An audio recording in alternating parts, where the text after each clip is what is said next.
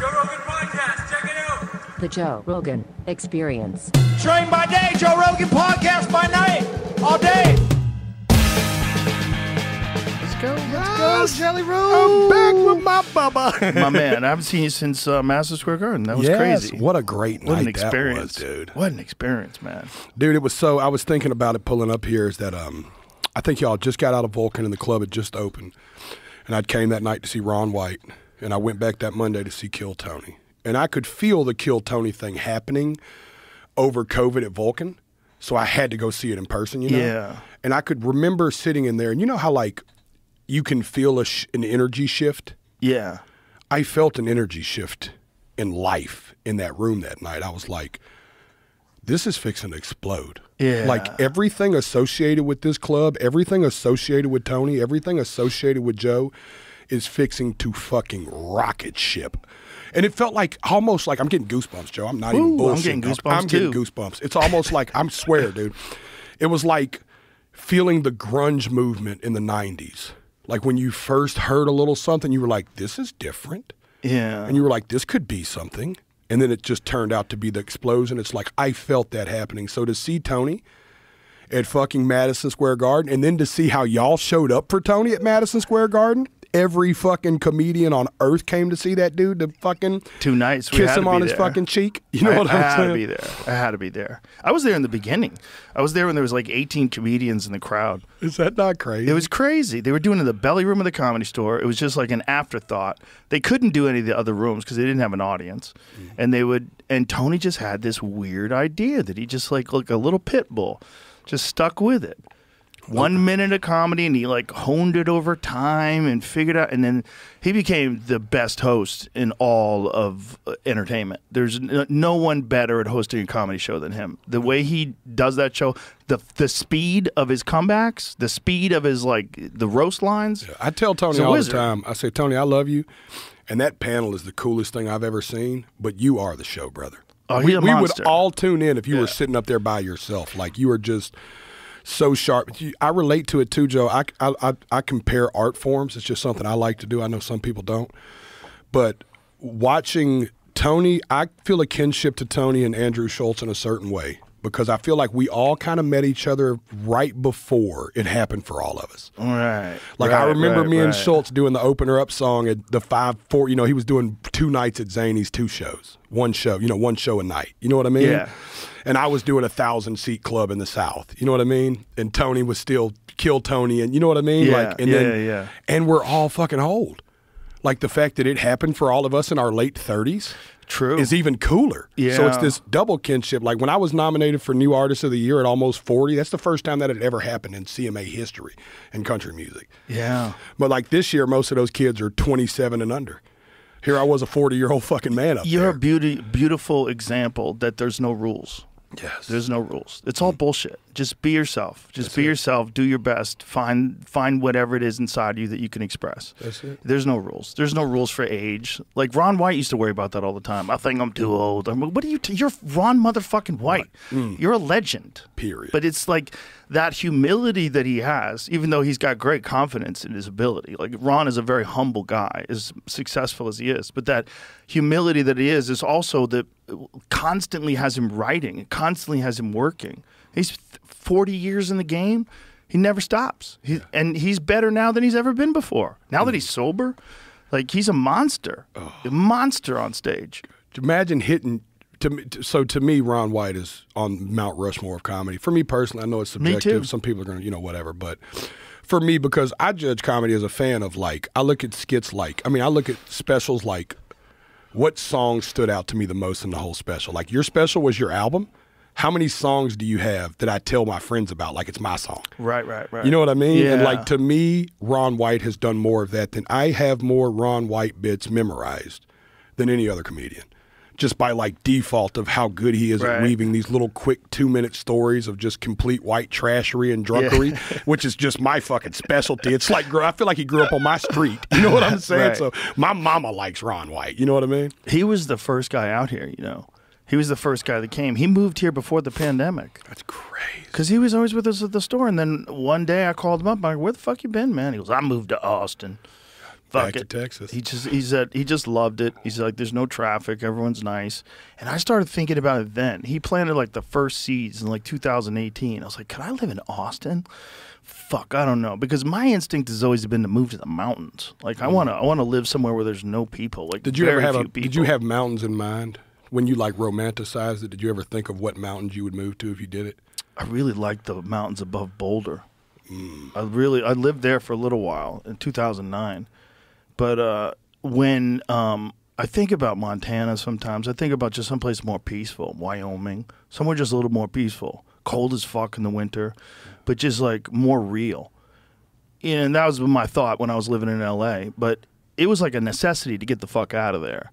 When the COVID stuff was going on, I'm like, they're not going to let this go. They're going to keep us in control. Once they have control of you like they had during the pandemic, wear a mask, got to get a vaccine, can't go here, can't go there, no businesses, everything's shut down, all the restaurants go under, all the comedy clubs go under. When they were doing that, I was like, they're not going to let this go. I got to get the fuck out of here. And when we came to Texas, it was wide open.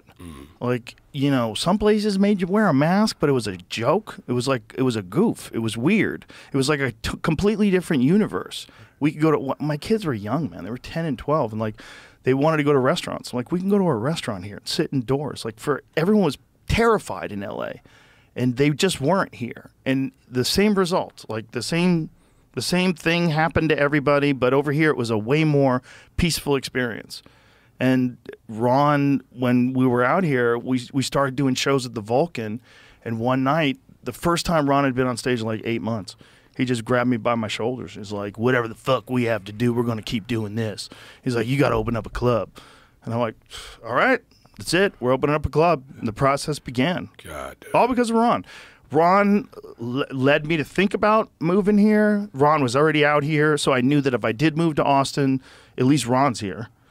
You know, and then Tony moved here, and then Brian Simpson moved here, and then the train kept a rolling all night long. It was nuts. I think it was by default. It was kind of a universe thing where there was a little bit of stale water that needed to be stirred. Yeah. And when you came, that stale water stirred and it awakened everybody. Like, hold on, there's choices outside of the same routine that we've been. Because you know, I mean, I'm sure y'all's life was store, weekends out, store. It was improv too. I did in the Ice House. Yeah. There was a few clubs we did like on a regular. You know, because the more places to work out, the better.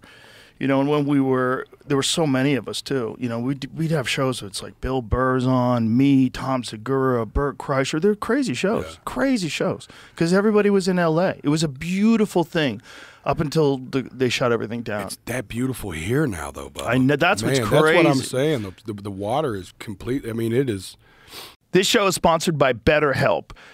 It's a really healthy, good thing to talk about what you're going through with people, the good and the bad. Don't keep it all bottled up. And sometimes that can be friends or family, but it also helps to talk to pros. And that's where BetterHelp comes in.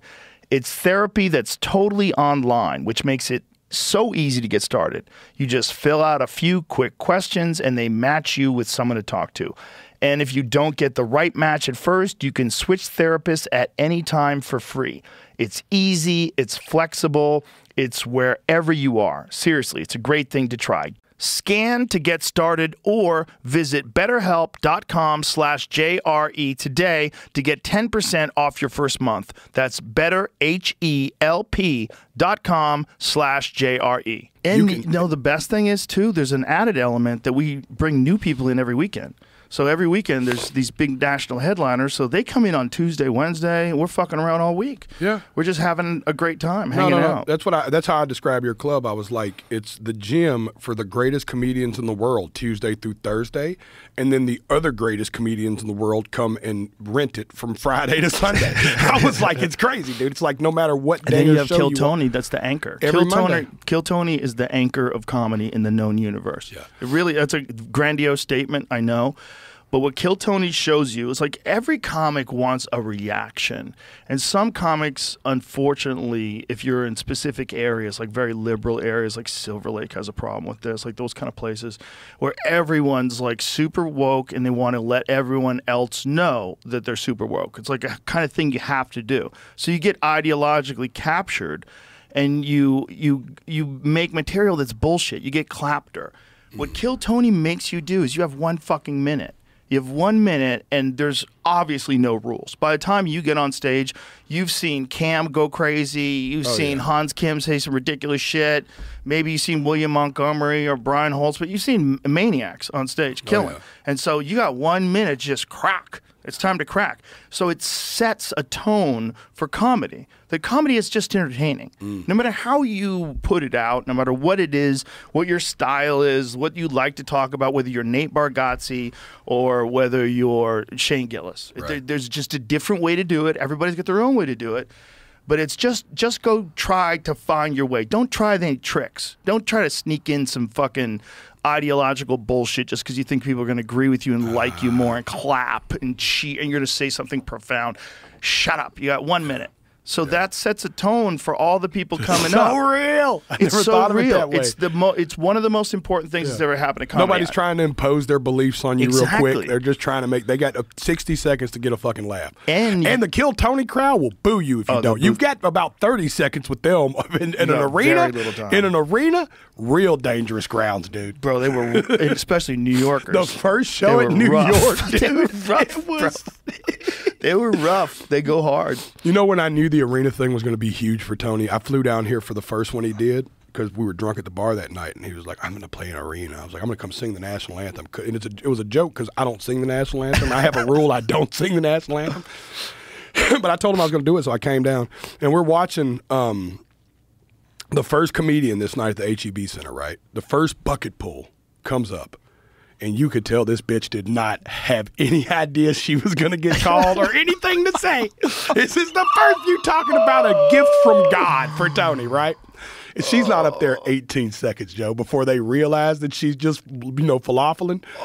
The boo birds came. They didn't start slowly and grow like they normally do. It was like 13 or 12,000 people made the decision at once. Boo! What a horrible feeling. What a horrible feeling. And I was like, oh, yeah, this is going to explode in arenas. I was like, Kill Tony's going to fucking arenas. It's the best show for that kind of an audience. We watch it every Monday on the bus. It's chaotic. Yeah, full disclosure, like as a bus, imagine like a bunch of music dudes every Monday that were like religiously.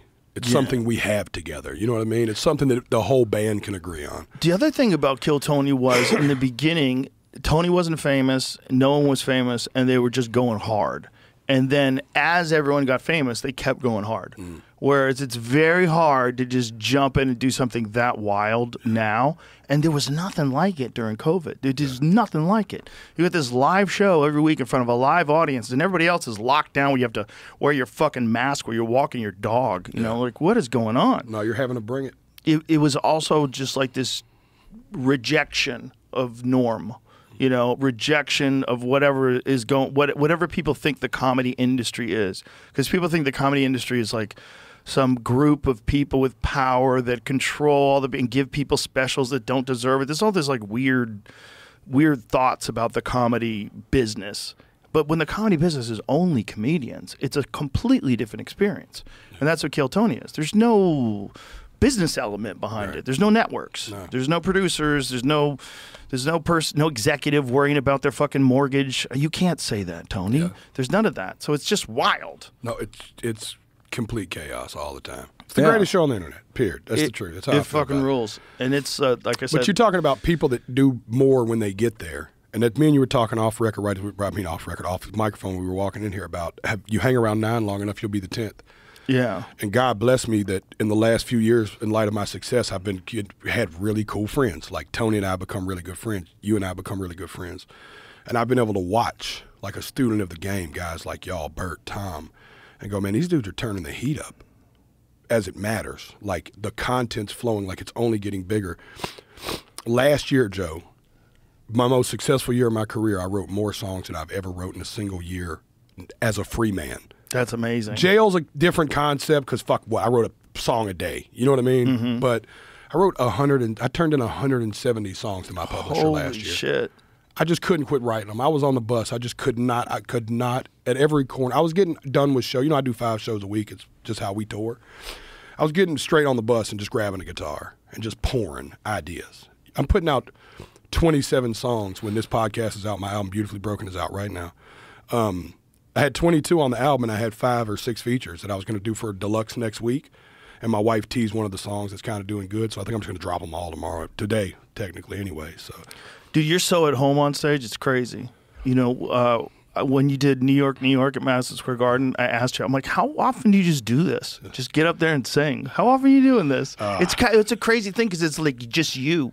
You just are you up there, you know, 15,000 people, 50,000 people. It's just Jelly Roll. Yeah, that's it. It's that's when a guy's like, you know, you're just so in the zone and so on top of your game. It's just beautiful to watch someone that's in the zone because you recognize that feeling is a great feeling when you're just like totally in tune with what you're doing. I love when I see a comic that's in there. When you know it's a flow. Yeah. You know what I mean? When you Last time Dave Attell was here, it was right before he filmed his special. My God, it was magic. Oh, he's so different. Oh my God, he's so good right now. If you get a chance to see Dave Attell live, if you're a comedy fan, you have to see him. And now I'm sure he's got a whole bunch of new stuff because the special's out. But God damn, he's in this fucking flow. He's like a Zen master up there. It's scary it's how weird. comfortable he is. So I've never been to the Cellar. It's been a dream of mine. I had a night in New York. I'd finished TV, so I went to the Cellar that night. And I got Dave Attell's number on Bert's tour. I went on Bert's fully loaded tour this year for fun. Did I tell you this story? I think so. Just like I think I told you, but just like to fuck off. I called Bert and was like, "Yo, can I just park my bus and just come fuck off for like 5 or 6 shows?" And he was like, "What?" I was like, "Yeah." He was like, "Will you sing?" I was like, "Fuck yeah, whatever. I'll come sing a song or two." So I just go up with a guitar every night between comedians. That's right? amazing. But me and Dave would hang out every night. Me, Dave, Big J Okerson, Soder, Morrell, and we would all just Bert. There, I'm just like having the cool. I'm rarely quiet as I am back there because I'm just listening. Because these dudes are they're greatest storytellers ever. Oh yeah, telling old stories. Great guys too. Yeah, Soder, he's the best. Soder's the dude, son. So I'm like, Sam's fucking amazing too. They're just such good guys too, and such good, real, just different level comedians too, man. They're great comedians, but they're just great people too. They're fun to hang with. There's a great crop. There's a great crop of people coming up right now. You know, Normand and Shane and all these guys coming up right now are so good. It's a so different level. fun. It's a different level. David Till gives me his number. He's like, "Call me if you're ever in New York." I see he has a flip phone, right? Yeah. Dave pulls a little flip phone out. So I'm in New York, and I just like randomly, and I say, "Dave, when I call you, I'm going to be in New York City trying to find you." Okay? He said, "No problem. I'll be at the Cellar." That's what he tells me, right? I call this dude. Me and Ian Finance are sitting at the bar, and I say, "I'm going to call Dave and see what time he's coming." I call, third ring. Dave answers and go, "You here?" I go, "I am." He goes, "You need help getting in?" I was like, "I'm in." He said, "See you in a few." Flips the phone down. It was the most Dave Attell thing ever. He's one of the only guys I know that stopped partying, got completely sober, and got way better. Way better. A lot of guys, there's like this thing that they have when they're, you know, doing drugs especially, where they're just wild. And sometimes that wildness is like a magical energy on stage. Like I couldn't imagine a sober Kinnison. That would have been really weird. Man. Like Kinnison's whole thing was like, "I'm here to fucking party." Yes. Like he was partying, dude, hard. And that's why we didn't get much out of him. We only got like really a couple of good albums out of Kinnison because he's just going too hard. His family came to my show in El Paso. Polly sent them. And they brought me Sam Kinnison's original gospel discs. Oh, wow. They gave me like 5 of them, Joe. It's like one of my most prized possessions now. How is it? How's the music? Oh, it's crazy. Well, it's a lot of preaching on there, too. Is it preaching and singing? Yeah, it was a lot of preaching on the first one. I didn't even get to the second one yet. I hadn't had a disc player. They brought all 5 of them out, and I was so scared to fuck them up, I immediately put them in a Pelican crate and sent them home. Oh, wow. I was like, this is crazy. You know what I mean? The whole Kinnison family, there's like 10 of them in there, sharing all these cool stories, because I wanted them. Polly said the Kinnison family wants to come see your show. I said I want them to see my show because I have so much of my show is derivative from Sam Kinison. You know what I mean? Like there's so much. I'm a Southern gospel man, anyways. I went to a Southern church, so I just understood Kinnison's inflections and that kind of thing. It just spoke to me from where I'm from. So it's like I have always tried to. I tell people I'm somewhere between Billy Graham and Sam Kinison. You know what I mean? As far as like how, you know, when you got to come see, I do the Moody Center in November. Okay. It's the middle of the week, too. You should be able to make it. Let's go. It'll be fun. I'm trying to talk Carrie into putting a closed on Mitzi's door sign that says closed, gone to the Jelly Roll show. Speaking of Mitzi's, can I tell you something? I've been waiting to talk to you about this in person. I was so inspired by the time I spent with you down here, and more importantly, the time I spent at your club, even without you. Just they treat me. I don't know if you hear the stories, but I've become a fixture of furniture there when I'm in town. And I am opening. I'm announcing this now right here that I am opening my bar on Broadway in Nashville, Tennessee, which is a real big deal. You've been to Broadway. It's all after country music stars. I'm the first Nashville native to get a bar. So like the first kid from the city to get a bar. But I was so inspired by the way the mothership has Mitzi's. And it's like an honor to Mitzi's. And what y'all do that I have put, my bar is going to be called Jelly Rolls Goodnight Nashville. But I have a back bar called Buddy's named after my late father. Oh. And it was completely inspired from what you have done at Mitzi's. Oh, that's great. All the way down to we're going to set his chair there for him. You know what I mean? Like, it's just so inspiring. And it's going to be just like y'all. Our rule is it's open to the public when it's open to the public. And when it's not, it's not. Right. You know what I mean? Yeah, and like Mitzi's. Yeah, it's like, because that place has created such a safe place for me to party. Yeah. This is what me and Post Malone talk about when we're drunk by ourselves. We're like, we need to go back to Charleston. Let's just go hang. It's like the safest bar in the world. You know what I'm saying? It's like, I can say anything here. I know I'm okay. Everybody's cool. The whole staff's cool. The staff's mostly comedians, you know? But my question was, can I send my buddy's bartender to hang out with Carrie for a week and shadow her? 100%. Sure. Okay. Carrie said Absolutely. she's into it. She just said, ask Oh, Joe. yeah, I was yeah, like, yeah, for yeah, sure. yeah. Whatever you need. Yeah. Yeah, that's a great idea. I think I'm going to send her down in November around my show here. I'm going to bring her with me so she can meet Carrie that night, because Carrie runs the ultimate celebrity bar to me. Yeah. Like, she deals with complete chaos down there with them comedians. I've watched it. It is wow. Well, Carrie learned how to do it at the store. That's why I hired her. She was one of the first hires. Because I told her, I go, you know, she was like one of the first people I contacted. I'm like, I'm going to open up a club. She's awesome, dude. I had to get her out here because she was like the mother of the back bar. That's how I feel. So the back bar at the store was completely removed. There's no general public at all. It's a very small. You've ever been in the back bar of the store? Oh yeah. Yeah. So Carrie ran that place. So she kept everybody in line. Punky was there too before Punky was on SNL. It's hilarious. She used to run that back bar too. And we used to all hang out there. Like anybody, you know, you could be safe there. All these celebrities, people from out of town, they'd all just find their way to that weird little private bar. So I kind of knew. And originally, Mitzi's was not going to be open to the public at all. It was just going to be a private bar. But then along the way, we said, you know what? It doesn't hurt to like have it open to the general public like up until a certain time, and then from that time out, have it everybody after the shows are over, because that's when everybody really wants to hang. And that was like the best blending of both worlds, you know. But it was that old bar in Hollywood it had her bar from her home that they had moved and put there. So the actual bar that you put drinks on was from her home. Yeah, yeah. So it's like that. There was like a piece of her there with us all the time. So when we decided to do this place, I'm like, we gotta have a bar just for Mitzi. It's the same kind of vibe. Yeah. You know? No, I mean it touched my soul in such a way that I wanted to do it for my father. That's awesome. You know what I mean? So I just want you to know that the Mitzi legacy has went even further, and that what y'all have created there is spreading on to. You almost got me emotional talking about a woman I never even met. I just know she did so much for you. She did so much for everybody. Yeah. She's the most important person in the history of comedy that's not a comedian. Polly's shared some really cool stories with me about her, and it's just unreal. I got to spend a little time with Polly because I went to that back bar there. The cool thing is, because of y'all, I've now found y'all's community embraces me everywhere now, so I'm safe. If I'm in a city now, if I'm in L.A., I'm like, where's the comedy club? Right. I bet they got a back bar. Call Adam Ray. You know what I'm saying? Adam Ray's like, hey, I'm at the back bar at the store. Come on. I'm like, yes, on the way.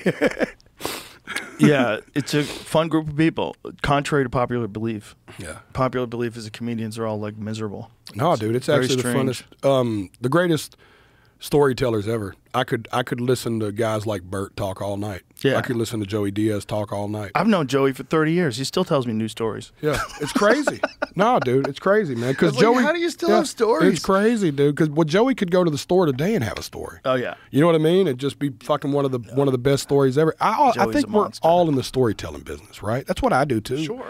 I'm telling stories. I'm not doing it in a comedic way, but I'm still telling a story. You know what I mean? Like, it's all that kind of story. I am attracted to storytellers. You know, I think we all are. I mean, that's why you love a good movie. That's why you love a good book. Especially one that's somebody that can tell a story that can capture you in a certain way. I think it was probably the oldest form of entertainment, right? Once people, when they first started learning language, I bet the oldest form of entertainment was probably recreating a thing they saw. Right. Yeah.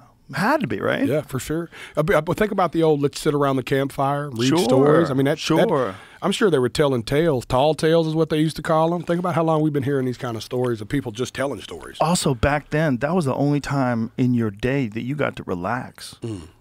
When you're sitting around the campfire, that was the only time. It was dark out. There was nothing to do. You found all the food you're going to find, and you're going to get up in the morning and go right back at it all day long again, and then eventually find your way back to the campfire. So the campfire was like the time where people would sit around and entertain each other. Wow. In prehistory. Yeah. That's deep, because you're thinking about it like from a hunting perspective, too. They had to go out all day and find the food. Yeah. You could only do that when the sun was out. You could only do it when the sun was out, and at nighttime it's fucking dangerous because there's predators out there. So fire is the best thing to keep off the predators. You need a fire, and everybody gathers around the fire because the predators don't want to come to the fire. Yeah. Fuck, man. And that's where people learned how to tell stories. That's why we're so attracted to it. And they were doing fucking drugs back then, too, I'm sure. They were smoking 100%. pot and doing all kind of... They were doing all Somebody kinds had of already things. figured out that cow shit mushrooms could make you feel great. Yeah, 100%. 100%. They tried everything. They were starving. They tried a little bit of eating everything, and they figured out what you can eat and what kills you. Imagine going through mushrooms and trying to figure out which ones kill you and which ones get you to see God. Yeah. They had to figure that out, trial and error. Could you imagine how many times they had to go through it and go back and go, listen, y'all, I've done this a few times, and I'm pretty confident that there is this thing that grows in a pile of shit. Yeah. It makes me feel fucking like God. You know what I'm saying? It's crazy, dude. Somebody had to be that guy. Did you ever hear about John Marco Allegro in the book The Sacred Mushroom and the Scrolls? It's a sacred mushroom. What it was? No, it's a sacred mushroom in the Christian myth. And there's two different... Sacred Mushroom and the Dead Sea Scrolls, I think, is one of them. What are the titles of his book? Sacred Mushroom and the Cross. And then there is another one. There's another one that he released after the Catholic Church allegedly bought out all the copies of the first one to get rid of it. Wow. And something in the Christian myth. The Dead Sea Scrolls and the Christian myth. I read the Dead Sea Scrolls. So this guy thinks that all of religion is stories about mushrooms. He thinks that the entire Christian religion was about psychedelic mushrooms and fertility rituals. He thinks that what they were doing was they would have these stories, especially when they're conquered by the Romans. They'd have these stories, so they would hide the truth in stories and in allegories and all these different tales. But he thinks that the entire Christian religion was based on the consumption of psychedelic mushrooms. I can tell you this on brand. I mean, I'm a man of faith, but on brand with that is Jesus told stories and he taught in stories. Jesus never gave a direction. He always was just like, well, and then he'd tell a story, and you would have to figure out. You know what I mean? It was like, okay, this story would show it was always in story form, too. Maybe they knew that was the best way to ensure that people would tell it the same way every time. Ooh. Because if you have a story, in the story, Noah has an ark, and he brings the animals in the ark, and God tells him he's going to do this, and he's going to do that, and he does it, and then, if you have a story, then that information keeps getting told essentially the same way over and over and over again. Like, we can read the Epic of Gilgamesh today. That's a 6,000-year-old story. Something like that. 5,000? Yeah. We can read that today. Yeah. That's nuts. That's right? crazy. That's crazy. Because it's a story. Because it's a story. But if it was just people talking about what you should do or what happened, and like when it's history, man, we can't trust history from the 60s. Yeah. History from the 60s, we're finding out new shit every day about the Kennedy assassination. Yeah. That was fucking 63, man. 63. That's 51 fucking years ago. That's insane. And we're still trying to figure out what the fuck happened. And this is like with modern, like they had television, they had printing press, they had all these different things. They had accountability, they had elected officials, they had democracy. Still can't figure out what the fuck happened. And that's 63.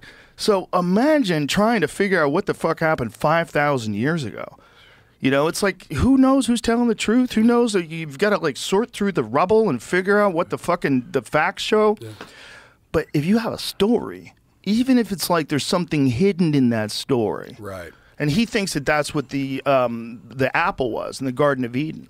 That's deep. That's all that was in story. You think about stories too, is they said, I've never been to the pyramids, but they said that all that stuff on the inside of it is just a story, right? It's all telling a story to the a hieroglyphics. Degree. Yeah, the some hieroglyphics of them, sure, are like telling stories, or when they have the guys chasing these things with the spears, they're like trying to show a story. It's all trying to tell a story, man. And a lot of mushrooms too. Yeah, there's a lot of images then with mushrooms. I might do mushrooms today. It's my album release day. I'm thinking about it.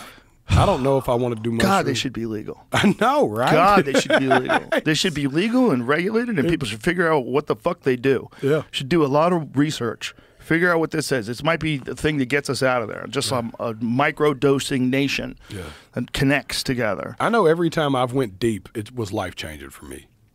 Like, I'll do a lot of mushrooms every now and then, just like, ooh, let's get. But anytime I was like, let's go, it was a life-changing experience every time. It's funny that people want to reject that as not being important. That's what's really important, is to keep people from like losing their mind and losing their ambition and becoming like the hippies were in the 1960s following Timothy Leary. That's what everybody's worried about. Everybody's worried about like this collapse of society because people, they give up on capitalism, they tune in and drop out, that whole thing. I don't think that's real. I don't think we should be worried about that. I think those people are always going to want to drop out. The people that want to fuck off are always going to want to fuck off. And if you give them an excuse, they're going to do it. But that's just a style of person. That's not going to affect most people. Most people would benefit, especially if they're not crazy. If they don't have like mental health problems, you'll probably get something out of it. Yeah, I mean, it's helped me in some of my most depressed moments. If I'm really in a dark spot and can't get out of it, my wife will encourage me to go trip. She'll be like, "Why don't you go?" We got this. It's called the Buffalo River back in Tennessee. It's outside of a little town called Hornwall, Tennessee. Look, old country river, man. I mean, look, Country Creek River. I mean, it's a river, but it's kind of shallow. You can see the bottom of it. And it's called floating the buffalo. We'll go out there and just float the buffalo. And every now, about twice a year, me and the buddies will go out there and we'll just take 6 or 7. Damn. And just float the buffalo. Damn. So if I haven't got to do it in a year because of the schedule, my wife will feel that on me and be like, "Yo, you might need to go to the buffalo." You know what I'm saying? She's like, she'll say it really cool. She'll be like, "When's the last time you floated the buffalo?" And I'll be like, "Man, it's been a year, hadn't it?" She'll be like, "I think you and Scary Larry's one of my best friends." And I've known him. We met each other in juvenile hall. He's a just wild character. She goes, "You and Scary should go float the buffalo." She'll just like encourage me. Like, she knows I'm going to come back a way better husband, way better father. You know what the wildest theory I've ever heard about psilocybin is? Is that it came from outer space.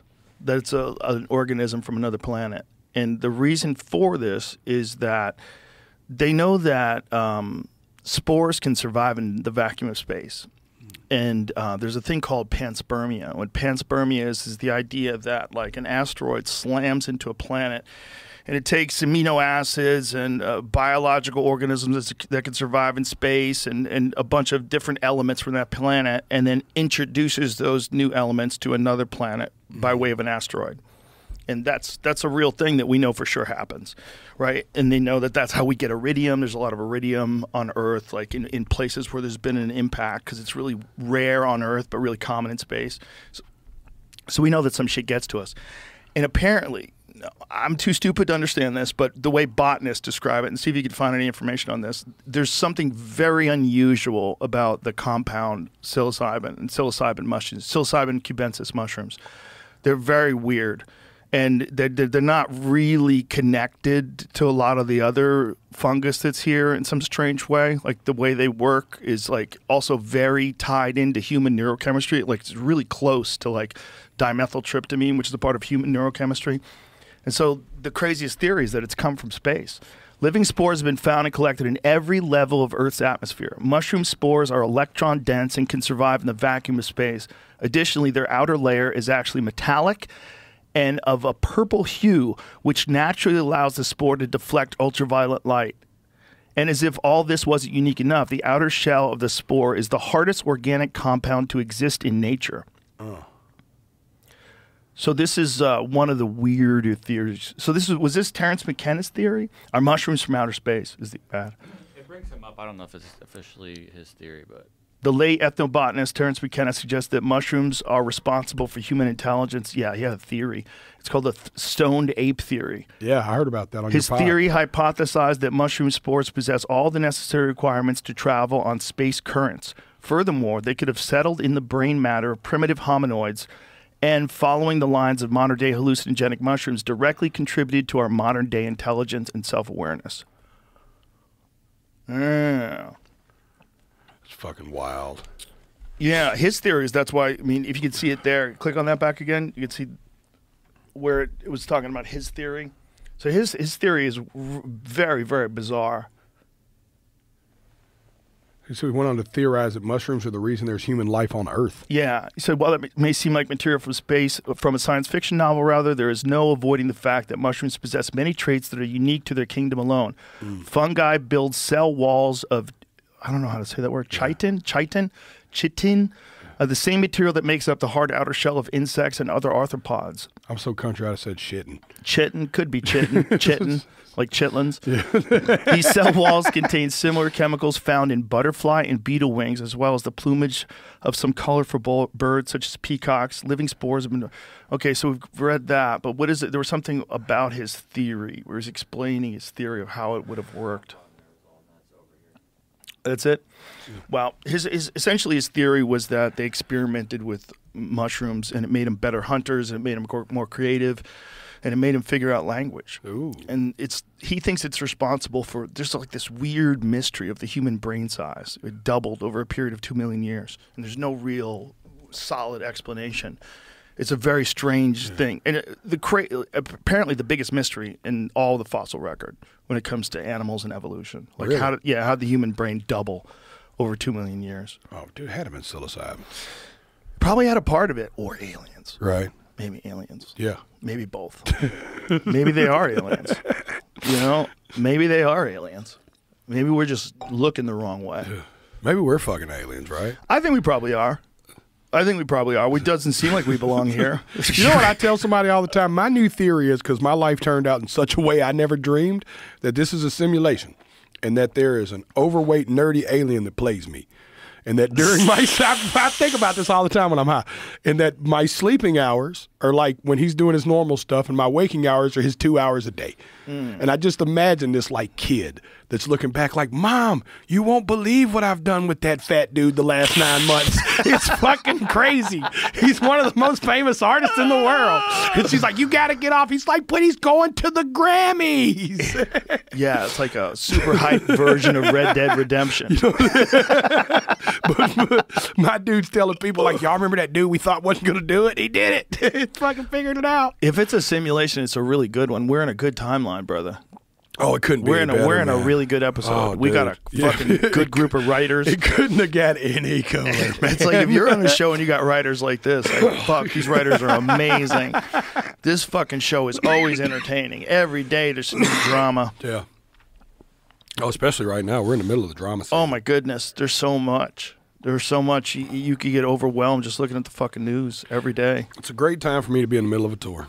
Because Yes. I have missed it all. I'm doing That's 5 good. shows a week, and I'm so in the vortex of touring. Yeah, good. We do that old school rock and roll shit, so we really do play 5 shows a week for 12, 13 weeks, you know? That's amazing. It's awesome, dude. But again, that's why you're so comfortable up there. Yeah. You're so just... Yeah.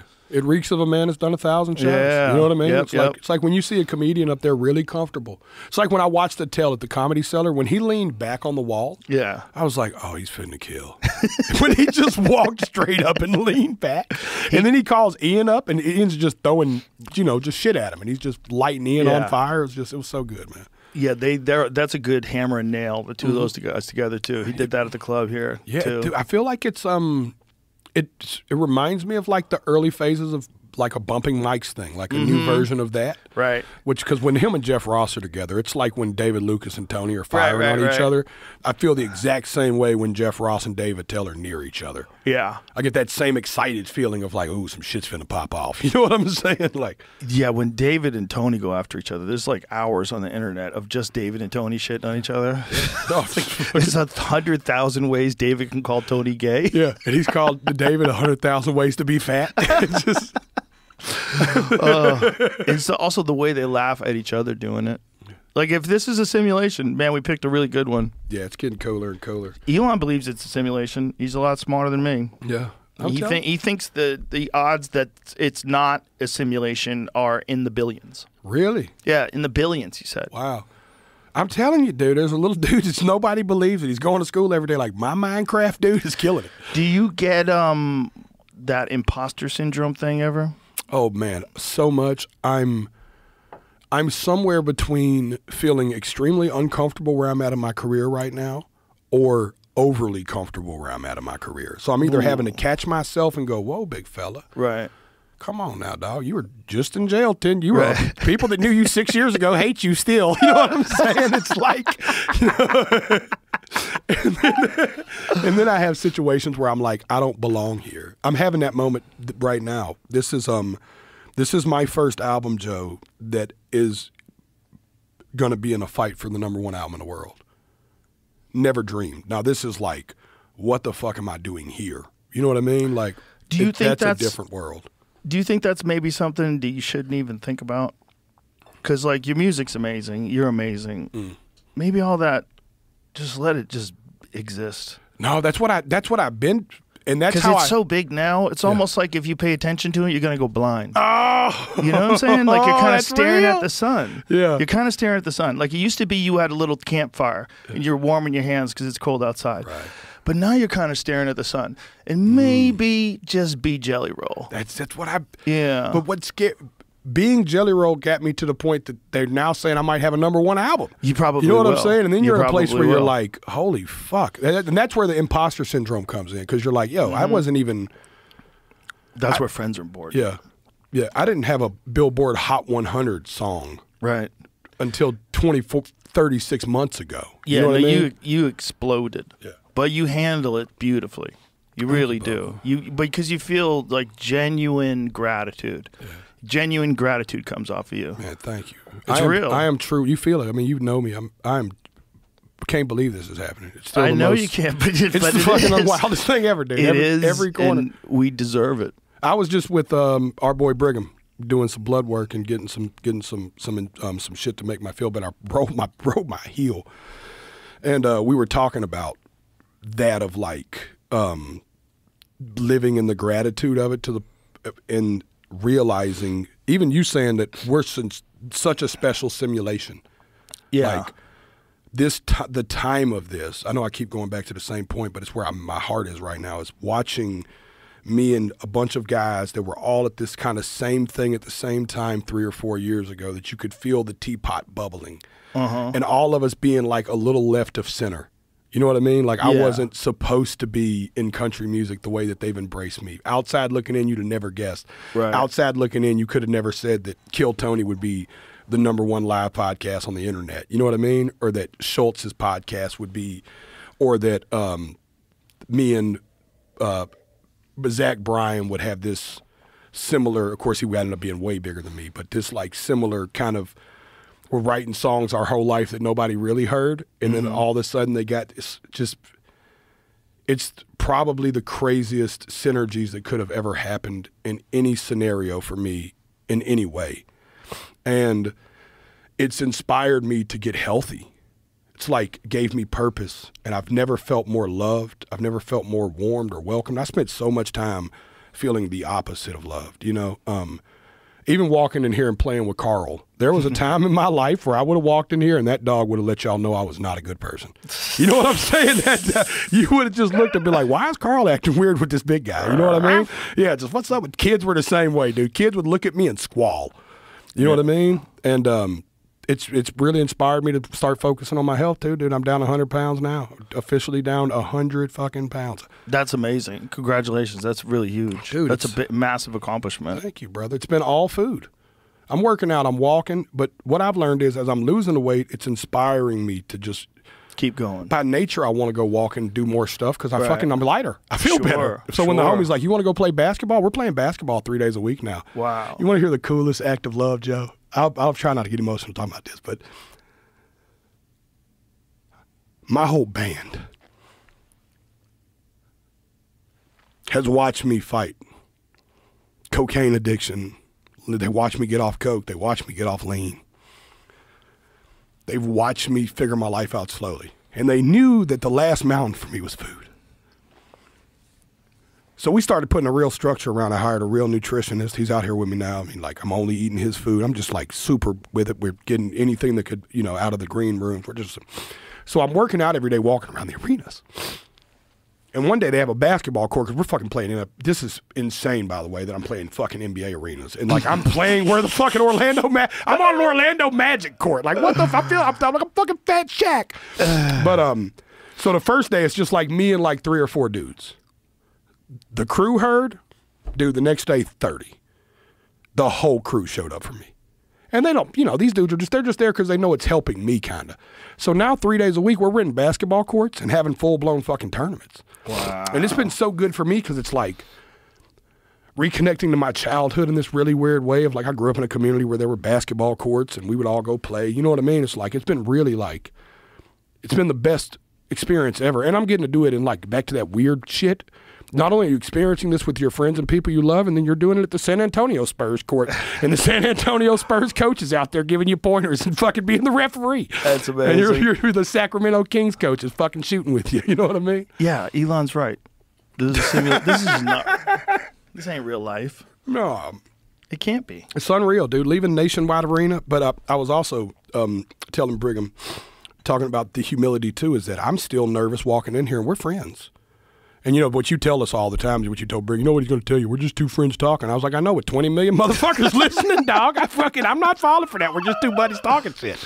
Don't look at the sun. That's it. You're right. It's the same thing. You know Don't how look much at the I sun. needed to hear that? Yeah. Especially like, because I don't get in my head about stuff, but just this week was the first time the label called and said, hey, we want to put this on your radar because it might make you want to promote the record. Mm-hmm. You might have a #1 album.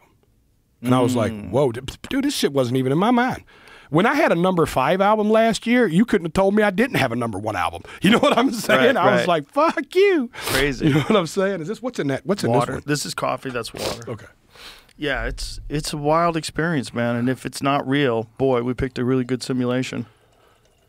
It's been great, though, man. It's great to hear that you're on this positive track because it's all now just about momentum. It's just about staying on the course. That's what's hard for people is getting the good momentum. Yeah, I'm building the momentum. I had a moment the other day. I was telling Schultz this. It was a really small win, but for a lifelong food addict. Joe, I was up to 550-some pounds. I was having to weigh myself at meat places. And I was telling him that I used to walk in and like a drug addict, I would scan the room and make a count of everything I could eat. You know what I mean? Like if you had like the little baby Snickers and a little thing or da-da-das and like the other day I was in my green room and somebody was in the green room and they picked up a piece of candy and said, "Did you want one of these?" Because we just got hit in a dab or something. I didn't even know the candy was in there, Joe. Because normally they get the candy, they don't put shit like that in my room. And that was the first time I was like, oh, I'm on to something.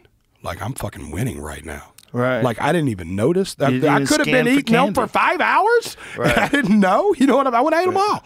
I didn't even scan for candy. It's not even a thought now when I walk into places. Is there a candy dish here? You know what I mean? That used to be literally one of the first things I would look for. Is there a candy dish here? I've had to make so many different small habit changes, but it's been I was just telling Bubba out there, and I was telling Bruce on the way in here, I feel this good just losing 100 pounds, Joe, and I've never told my weight, but I'm going to tell it here because I want some accountability from people. I'm 420-something now, 420. And imagine I'm walking around different, talking different. Sure. My shoulders are setting different. I'm fucking my wife different. I'm just kind of, I'm moving different. Bro, you probably have crazy powerful legs. Dude, it's crazy, I bet you have massive leg muscles. I've been going to the gym now. Listen, dude, as much as you can fit on that thing, I'm throwing. Of course. Throwing. You know what I'm saying? It, man. You've been carrying around 500 pounds. Yeah, 500 plus. Your legs must be sturdy as fuck. No, dude, and if you could lose weight now, you can have like super legs. If you like keep going. No, Joe, man, my goal is when I come back and do this next year, it's going to be fucking insane. Like, I've never been more dialed in. I've never cared more about it. I've never been happier. What are you eating? Like, what has he got you eating? Oh, dude, man, he's here. He's actually been really killing it for me. So from eating bad for so many years, my gut has just been fucked. So we've just been focusing on slowing down the gut. I'm only eating twice a day. I'm eating a fruit snack in between. You ever do any fasting? Mm-hmm. Yeah, I'm trying to fast 1 day a week now, just to work on like the autophagy, so some of these skin cells, so I won't be as full. I don't want to be saggy. You know what I mean? Because I'm going to lose that kind of weight. You know that story about that one dude that went on nothing but a vitamin IV drip for a year and lost 200-something pounds? I think he lost 300 pounds. Yeah, I've watched Didn't that he lose story. like 300 pounds? Something crazy like that. The dude had no food for you and his fat shrunk, but his skin shrunk too. Yeah, that's what happens. It's called, somebody told me, and I could have the name wrong here, y'all, but it's called autophagy. Have you heard of this? I think autophagy is Ain't that where the when skin cells? I think your body gets rid of all bad cells. This is like something that comes with fasting. Yeah. Bad cells is definitely the scientific version of it, but I think the way they explained it to me is that has something to do with the how do you say elasticity? Elasticity of the skin, and that is what helps. So that's why we're 1 day a week, at least every other week, I'm just taking a full 24 hours. But I'm only eating probably 8 or 9 hours a day now anyway, so I'm kind of intermittent anyway. That's the real bummer when people lose a lot of weight is that you got all this extra skin. Like Ethan Suplee, he had to have all that shit cut and stitched up. I've listened to that podcast with him twice in the last 90 days. Y'all's full 3-hour podcast is first here. Just to kind of, I love the way he thinks. Yeah. It's just, you know. He's a brilliant guy. Yeah, for me, I'm always looking for like inspiration. As a songwriter, we're always writing a song. You know, as a comedian, you're always looking for a joke. You know what I mean? So that kind of, I'm always looking for that. So when I found that pod, I was like, oh, this dude, and he kind of did what I would, how he looks now is a dream scenario for me. He didn't get like crazy big, but he doesn't look like saggy sick. Because sometimes when you go from being as big as we've gotten, you get down to 300 pounds and people start looking at you like, are you okay? And you're like, I'm fucking better than I've ever been. You know what I mean? They're worried. Yeah, they're worried, you know, but they just couldn't imagine. You know what I mean? Even when I just told, I always forget his name, but your guy out there, the archer guy, worked at the archery store, great guy. But I was just telling him that same thing, same concept. Yeah, if you just keep going, you know, it'll become normal for you to not eat candy, normal for you to eat healthy food. It'll be what you crave. Lots of protein, lots of bone broth, kind of potatoes. Anything that we're doing, whether it's rice or bone broth, we're not doing a lot of it, but when we do it, we're soaking it in bone broth, keeping it really clean protein style, kind of going low on fats to kind of let my liver kind of reset from just years of me eating foods, fatty foods and shitty greases, you know what I mean? So just been kind of taking it slow, man. I'm enjoying it though. The cool thing is he did Bilal Muhammad's weight cut. He's worked with DC. This guy's I found him from that world. So he really gets it, and that's a complicated science. Yeah. You get those guys like Bilal's way over 170. I don't know what he weighs, but I got to guess he's close to 200 pounds. Yeah. And he cuts down to 170 perfectly. Yeah, Ian does it every time. Said it's pretty effortless, man. Ian says that out of everybody that Bilal is just insanely disciplined. You know what I mean? Like when he goes into camp, he's like a different dude. Well, that dude does, he's done camp in Ramadan. And, you know, you can't eat or drink anything during the daylight hours of Ramadan. Yeah. So he would have to get up in the morning while it's dark out, have a morning breakfast, go to training, not eat anything. And do it 2 a day, probably. And no water. Yeah. And you're training. Oh. And then at the end of the day, then you get to eat. No, he's a machine. That dude is complete. That Leon Edwards fight was crazy. I get to see him tomorrow. He's a great guy, man. Yeah. He's a great guy. He really is. And, you know, the fact that he's that devout a Muslim that he, you know, prays 5 times a day, like he doesn't fuck around. Like he's really by the book. He doesn't even swear. No, he says fudge. Yeah. What's Jelly, the fudge? Jelly, what the fudge are you doing? Yeah. When are you coming to fudge in Chicago? It's ridiculous. He's like this assassin, and he, you know, I'm going to get swear. to see the 2 champs tomorrow. Or I'll get to see him, and I'll get to see the Venezuelan Vixen. They're both coming. So him and Juliana are coming out to the show. Chicago? Yeah, I'm super excited, man. Nice. Album release night, Chicago, United Center. First time at the United Center. Nice. Big deal for me. Chicago's always a great fucking town. It's such. What's the comedy club down there? Well, they have a few. They have, what do they have? Zanies in Chicago. They have another one in Rosemont. There's another Zanies. The Dorfman brothers don't have nothing to do with that one, though, do they? I don't know. I never know. That doesn't make sense if they don't. Did you hear what they did to the Nashville Zanies? So, you know, Brian and them own that building, and through the back bar, so, you know, Zanies' door's here, the front door, not the door we go through, the front door. Whatever that place was right here he's turned that into a place called the Lab now. And it's like a 50-person smaller. It would be like the Little Boy. Oh. You know what I'm saying? Yeah. It would be like the Little Boy. So he calls it the Lab at Zany's now. Oh, that's nice. Yeah, it's super. It's really, really cool. They used to have a really good room at the Improv in Hollywood they called the Lab, and that's where Ari started This Is Not Happening, which became that Comedy Central show. You know, the storyteller show? That all started in that lab. That was Ari's little baby that he created. And the old way the improv rather used to be set up was amazing. You have the big room, and then you have this tucked away small room in the back with a very small bar. But then they expanded it and made the bar bigger and made the stage by the door. They fucked the whole thing up. The whole thing's fucked now. Yeah. It used to be the stage was in the back. There wasn't a lot of noise in the room. And then they turned it into a bar and fucked it up. But at that time, that was what it was called. It was called the Lab. Yeah, no, this place, they call it the Lab. It's beautiful. Speaking of that show, God, I'd love to see that show back. That show was so good. Yeah, you know what happened with that? Do you know how it all went down? Please. Ari got an offer from Netflix to do a special. You know, he actually filmed his special, and Comedy Central wanted it because he was on Comedy Central, but Netflix was better for him, and they were pissed that he was going to do the special on Netflix, so they fired him. And he stuck to his guns, and then Roy Wood took over, and he did it for a while, and that was the end of it. But that's why. It was because Ari wouldn't listen to that. They were trying to force him into doing his special on Comedy Central. Wow. Yeah, and he's like, no. Like, I don't have a contract that I have to do it on Comedy Central. This is crazy. Like, you And guys they are tried to forcing use me. the show. They did use the show. They How fired him. fucking petty They fired is him. that? Bro, it was crazy. And not to say Roy Woods didn't do great with the show, but Roy Woods is great. I mean, Ari was happy that Roy Woods took over because, first of all, Roy's hilarious. He's a great comic. But also, that meant all the people that were working on the show got to work. Yeah. Ari was going to take out a loan, and he was going to pay all the people, all the camera people, all the crew. He was going to pay everybody their salary. just because he felt bad. He felt bad. And it was like, this is not what I want. This is not my fault, but they're forcing me into it. And by principle, I can't just give in and say, okay, I'm going to do this at Comedy Central. But just for us having fun today purposes, imagine if that show came back right now with Ari. It could come back. In the explosion that's happening right now. Well, Ari should do the show on Netflix. Yeah. It's his show. I would. He calls it Ari Shaffir's renamed storyteller show. Yeah. I think that's what he calls it. Yeah. He still does it, but he should. It's on Netflix now. No. I said he should do it on yeah. Netflix, but he'll still do live ones every now and then. He does live storyteller shows. No, he should do it, man. I think about guys like Brian. I would cry laughing to hear whatever his story was. I think about the Joey Diaz, the Mother Mary story of him going to that. Like there are stories on there that. Yeah, everybody's got good stories too. Yeah. People have stories of some fucking nutty thing that happened on the road or what have you. Yeah. No, it's crazy. I'd love to start seeing people in my genre try stuff like that more.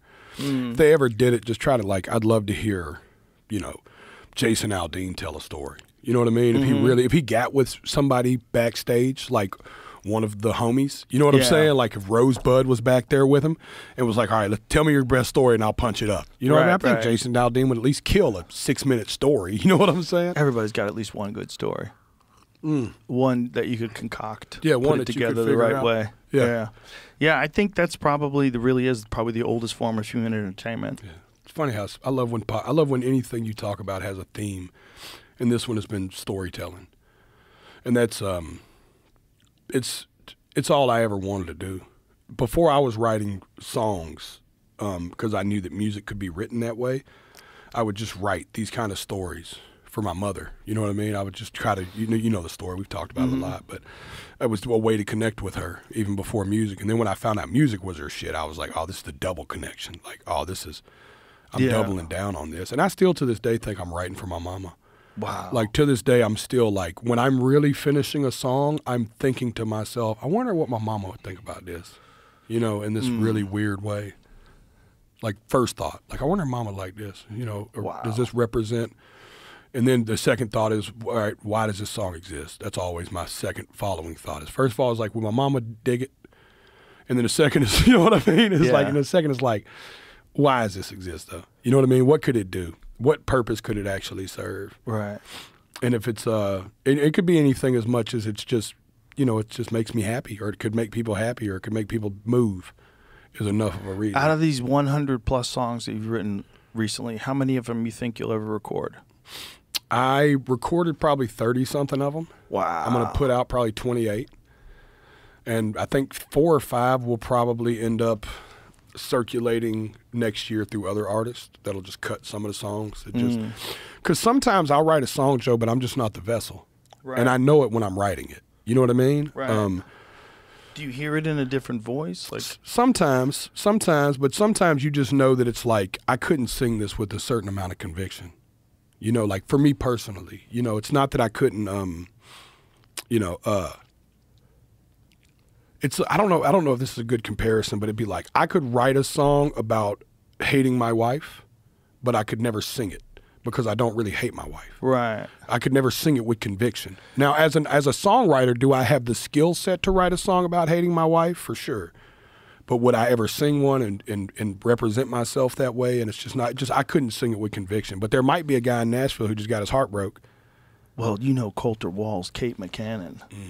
That's the mother of all I Hate My Wife songs. Oh, yeah. Insane. That's a crazy song. When the fact that dude was 21 when he sang that, you're like, what? It sounds like he's 58. I believe in reincarnation. I'm telling you, man. There's no other way. That doesn't make sense. And if his story couldn't get any cooler, it's that he just doesn't give a fuck. Doesn't give a fuck. Won't do podcasts. For sure. I tried so hard. It's crazy. It's crazy, dude. He told Post Malone. Post Malone hit him up, and Post was like, hey, man, I'd love to work. And pretty much he was like, yeah, if you ever want to come to the ranch, we can maybe write a song or something. It's like, Post was like, if you want to fly to the middle of Canada, we can write a song. But if you think I'm getting off this ranch to write with you, fuck no. Yeah, he really works on a ranch. Yeah, that's how Cody Johnson is too, though. Cody Johnson flies out on the.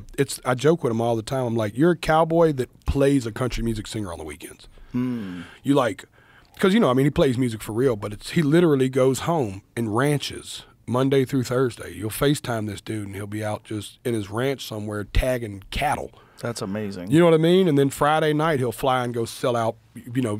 2 nights at the Staples Center Friday. I have and not Saturday. experienced any of that, but I swear to God, it resonates with you when you watch it on Yellowstone. Yeah, right? You're like, I want to live like that. so bad. I want to hang out with the horses. Seems like a good time. Seems like everybody's all peaceful and shit. We'll stay up and watch the rodeo late at night because PBR plays on TV or whatever. Yeah. And dude, I watch that stuff. I don't know much about it, but I just can't quit watching. I think it's the wildest shit ever. Yeah, I watch it for bursts, but then my knowledge of orthopedic surgeries that these people are going to be receiving and injuries and concussions, they're just like, I got to stop watching this. Yeah. I love watching stuff that doesn't seem real, though, right? Have you seen is it J.B. Mooney? Is that how you say his name? Or is it Mooney? It's Mooney, right? I think it's Mooney. Yeah. Is it Mooney or Mooney? You got me thinking now. Yeah, me too. But that dude, he owns the cow that retired him. It's crazy. How cool is that? Yeah, it's pretty cool. Yeah, but we're talking about a dude that, with no helmet, cigarette lit in his mouth. Animal. Like, just when you look at animal. Those dudes riding bulls with no helmet on is the craziest fucking American thing that anyone's ever done. That is so dumb and so amazing at the same time. Like, what the fuck are you doing? It is so American, dude. And especially when he had the cigarette, you're just like, this. It almost looked like it was out of a movie. Like somebody overcooked it. And at the end, those guys are always broken. Just everything's broken. We had a dude on Fear Factor that was a bull rider, and one of his arms, his shoulder had like just giant scars all over the place. He said he had like 5 or 6 shoulder reconstructions. Yeah. It pops out sometimes. He has to pop it back in.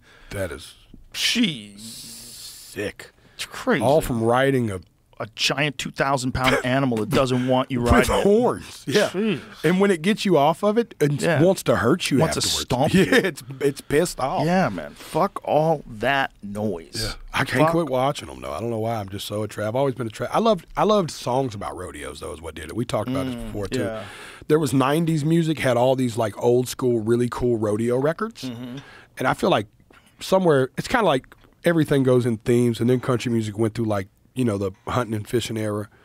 But in the 70s, it was more of the storytelling era, like the Poncho and Lefty style stuff. You know what I mean? But to me, the 90s cowboy music was like still some of the best country music ever made. Bro, you know who's got the best rodeo song for my money? Zach Bryan. Mm-hmm. Open the Gate. Oh, it's one of the best rodeo songs ever written. Oh, for my sure. God. 100%. Oh, my God. Yeah. Meanwhile, I'm listening to him going, get off that bull. Yeah, Don't go right. ride that bull. Don't do it. Your dad's dead. Don't ride the same goddamn bull that killed your dad. Jesus Christ. You want to hear a cool rodeo story? Reba McEntire got discovered at one. At a rodeo? You want to talk about a real cowgirl? Reba McEntire was like Oklahoma or somewhere, and she would sing the national anthem at all the local rodeos because they knew she was a local singer, but she was a real cowboy. So one night she was singing, and this is back in the day when it was old school, like a record exec discovered you. Wow. You know what I mean? And like flew you to Nashville and signed you to a record deal. It's a true story though. Reba was just like, did it because she loved it. Like if you were singing in church, she just every weekend they'd have the rodeo in town and she'd go sing the national anthem for them. Wow. How many people are like that out there? When you think about yourself becoming like Artist of the Year at 39, how many people are like that out there that are just super talented that just never get that crack? It's man. There's a thing that's inside some people.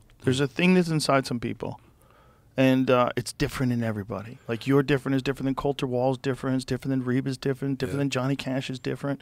Everybody's got that thing. Everybody's got a thing. But there's so many people out there that we never get to see that thing. Yeah. I wonder how much of it is the ones that just jump ship early too, though. They quit. Yeah. A lot of people quit. Yeah. It's hard. I think about you're doing something for 10 years to no avail. Right. Is really, really hard, man. This is what I tell people. I was a desperate, delusional dreamer, Joe. And everything I regret, I did out of desperation. But I don't regret one thing I did as a delusional dreamer.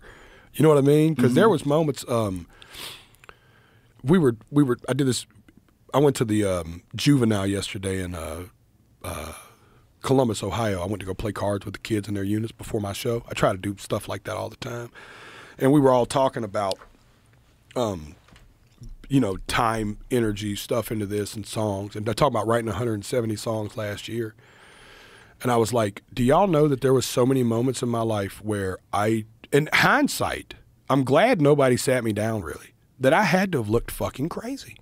That kid asked me, he said, when did you feel like you made it? I was like, I think that's why God kept blessing me is that me and DJ Highlight, that's my DJ's from Columbus, Ohio. He was there with me. We did the 1 o'clock slot at Rock on the Range 12 years ago, right? The festival, Rock on the Range, Jamie. Oh, yeah. This is a big deal up where Jamie's from. We played the 5th stage of 5 stages. So we played the smallest stage there. 30 minutes after they opened the gates. Joe, we started drinking at 10 o'clock that morning because we were rock stars in our minds. We had made it. We were that delusional. We were backstage full-blown shooting shots and celebrating. There was 40 people there. There was thousands of people just walking right past our stage to the stage they were going to. We didn't care. We had made it. You know what I mean? Like you're telling me we got $1,500 to do this? This is insane. We have arrived. And I'd go home, my old beat up band and my whole neighborhood probably had to look at me like I was fucking nuts. You know what I'm saying? But nobody said nothing to me. I had to look like the crazy person kind of, right?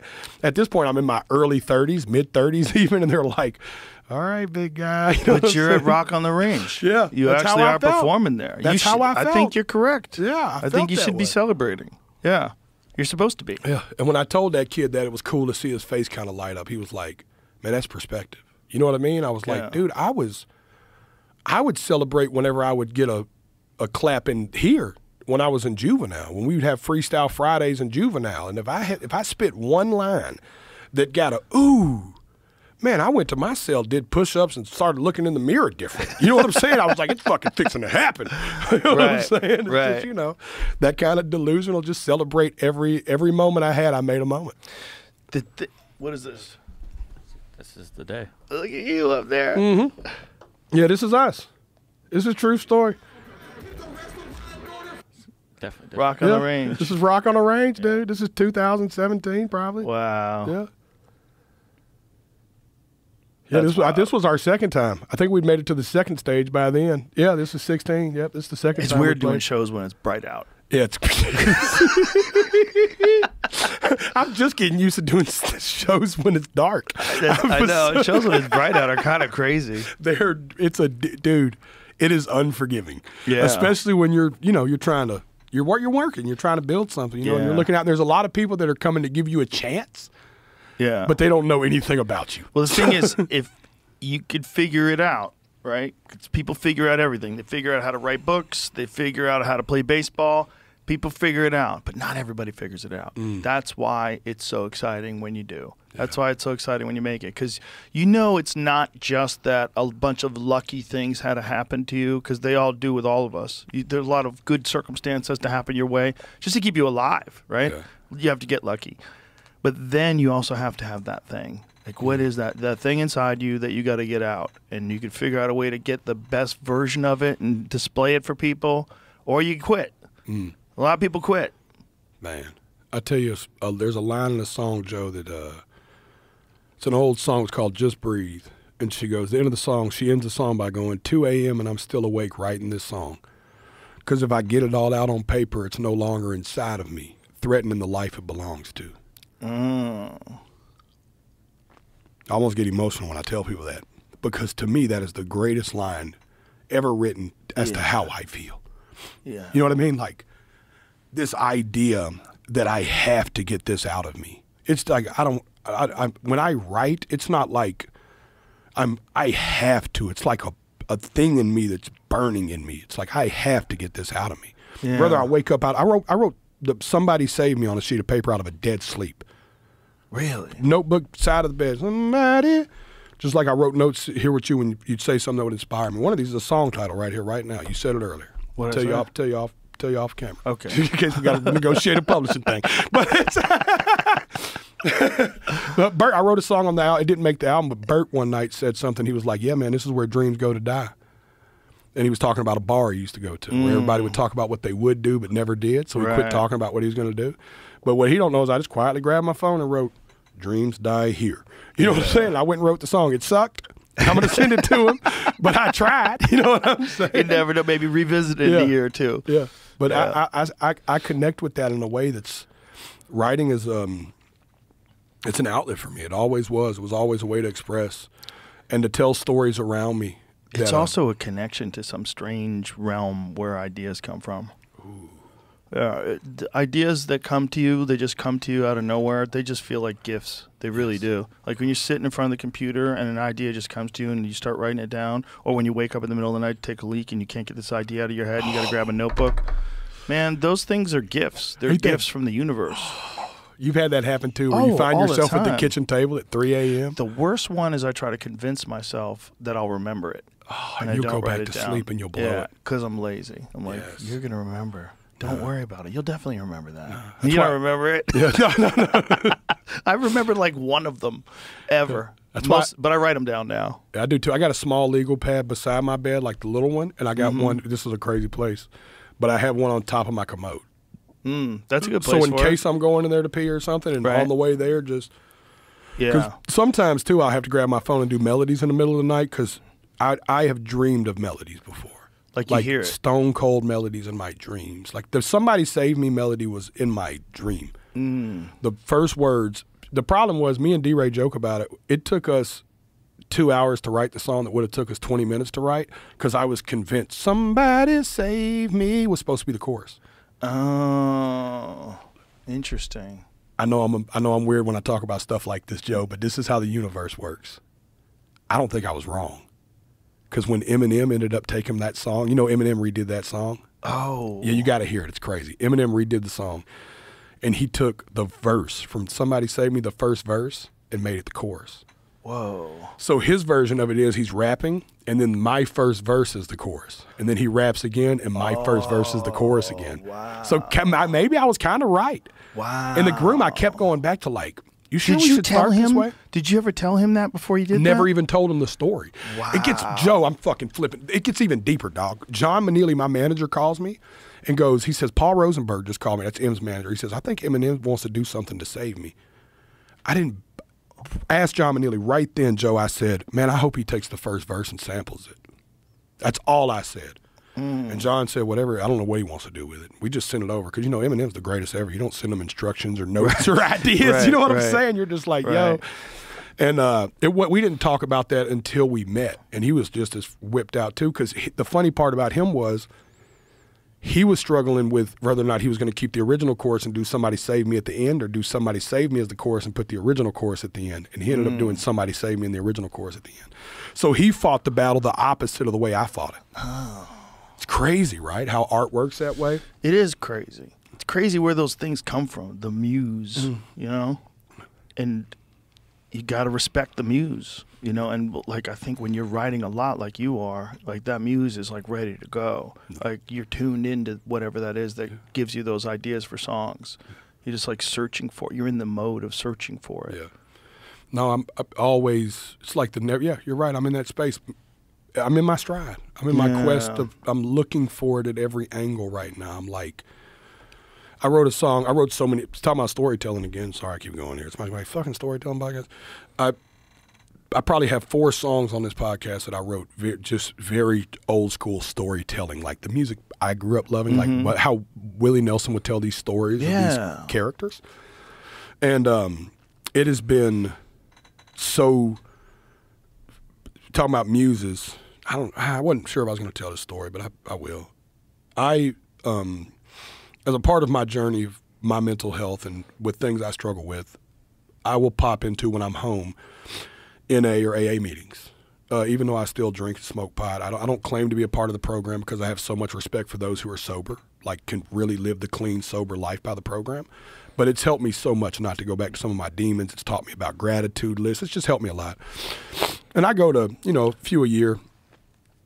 Never say nothing, just sit in the back quietly. I'm just in there trying to learn, Never went in there thinking like an artist. Just kind of go in there thinking like an addict.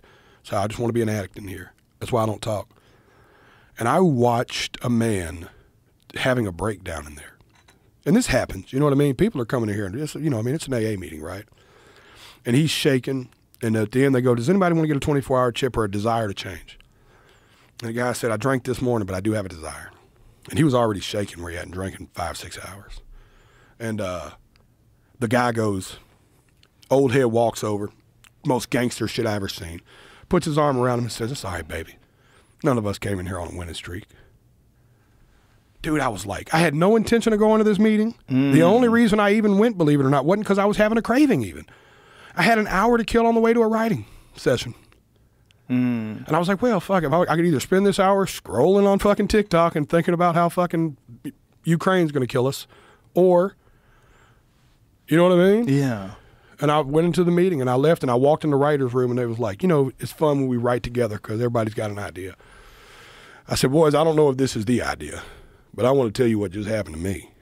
I just seen one of the most beautiful acts of humanity I've ever seen. Just because this guy's shaking, he's crying, and this dude's walking. I'm getting emotional because I'm watching it. The whole room's getting emotional. This dude just super cool, just kind of walks over with a look, almost like, I've seen this before. He was the only one. All of us were sad. This dude was happy. He walked over with a smile like he'd seen it. He was like, oh, don't worry, baby. Nobody comes in here on a winning streak. And so I went back to the meeting a week later while we started the song. The guy ended up being like 25, 30 years clean. That came in to help the other guy. Wow. So we wrote the song. It's called Winning Streak. I've sung it on Saturday Night Live. Wow. It was cool. It's not even out yet. It'll be out on the album today. But imagine if you didn't walk into that place. Imagine if you didn't walk into that place, right? Yeah. Just old church basement. Just How much time have you lost on your phone where you could have been walking into a place, talking to people? And getting Winning Streak. Yeah. You know what I mean? It's like just, especially as an artist that deals in, to say it again, stories. Yeah. And just... you find things out about people when you see them interact with each other, and sometimes it just lights a spark. Yeah, it's just, man, anytime I see anything that makes me feel something, I feel the need to try to write it. Whether it makes me happy or sad or, you know what I mean? If you really think about like old school rock and roll, like think of like classic rock, there's great songs, but then there's these story songs, like Shooting Star, that Bad Company song. Johnny was a schoolboy when he heard his first Beatles song. That's one of those songs that like everybody listens to the words. Yes. You just get caught up in the story. Yes. There's a difference between that and just fun songs. Yeah. There's fun songs, Back in Black. Fun. Yeah. It's not like a story that like an emotional story that gets you. There's some of those songs. American Pie. Oh, my God. Oh, my God. I listen to it once a week in the cold plunge because the original version's like 7 minutes. Yeah. So if I start it while I'm getting into my skibbies, song's over, I get out of the cold plunge. Yeah. But it's that song. Dude, How about James Taylor? I've seen Fire and I've seen Rain. the greatest song ever written, Joe. The greatest song ever written. Don't listen to that song when you're sad. Dog, I'll cry if I'm happy, Bubba. Bro, that song will get you. Every time. That song will get you. And that's a story, too. And that motherfucker had a voice. Man, he had a voice. What a special voice. And it was so effortless, Joe. Yeah. He, when he opened his mouth, it was almost like he was just talking to you like me and you, but he would Right. sing like an angel. And you know he was self-taught guitar, so he plays like shapes and chords that don't really technically exist. Really? He literally, because he self-taught himself, they'd be like, well, that's kind of it looks like a G, but you're doing this and not that. It's like, it was crazy, dude.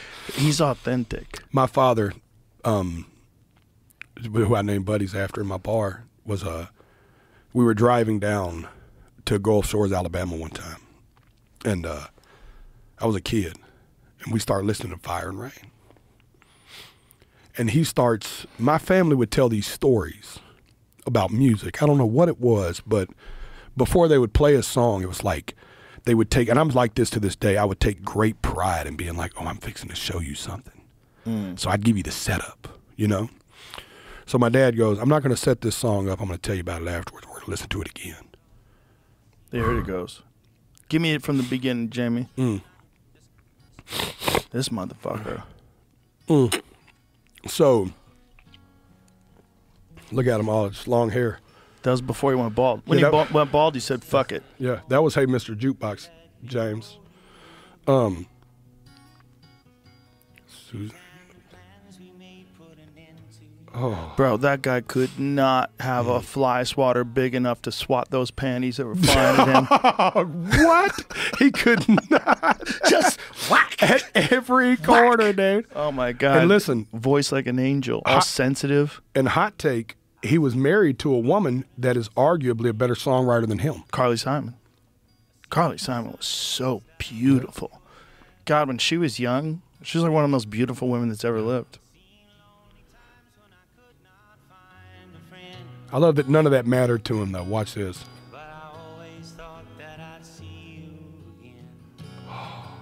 So my dad tells me this story, Joe. And we are riding down I-65. I've only seen my father cry 3 times. Give me And some we more are- of this, Jamie. Yeah. And we are crying. We are going down I-65. And we are squalling. I mean, like 2 children, Joe.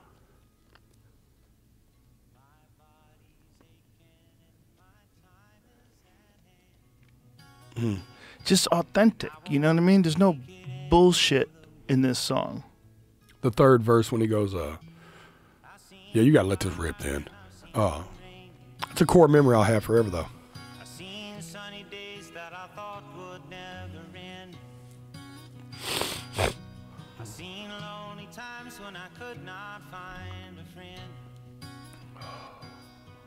But I always thought that I'd see you again. Now watch this. To me, this is some of the best, the whole song, but right here, I've been walking my mind to an easy time with my back turned towards the sun. so simple but real. Lord knows when the cold wind blows, it'll turn your head around. There's hours of time on the telephone line to talk about things to come. Sweet dreams and flying machines in pieces on the ground. Well, now I've seen fire and I've seen rain. I've seen sunny days that I thought would never end. Now watch him take it up right here. I've seen lonely times when I could not find a friend. But I always thought that I'd see you somehow one more time again now. I thought I'd see you one more time again. There's just a few things coming my way this time around. Oh, now I thought I'd see you. I thought I'd see you fire and rain. La, la, la, la, la, la, la, la, la, la, la, la. Damn. So good. It's you see crazy. What a team, him and Carly Simon. Think about that. What was Bro, You're So Vain. Oh my goodness! Pull that shit up. Give me a You're So, and seeing her sing it with that bass. Oh my God. Oh my God. What and was it Carol? Song, was it too. he toured with Carole King forever, right? Did they ever have a relationship? Hopefully. Right? You're talking about another great songwriter. God, dude. Here we go.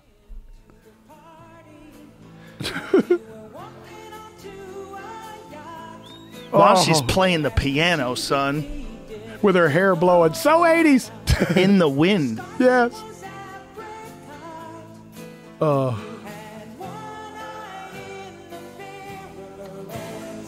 You watch yourself walk by. This pre-chorus is crazy. They'd be a partner and you're so vain.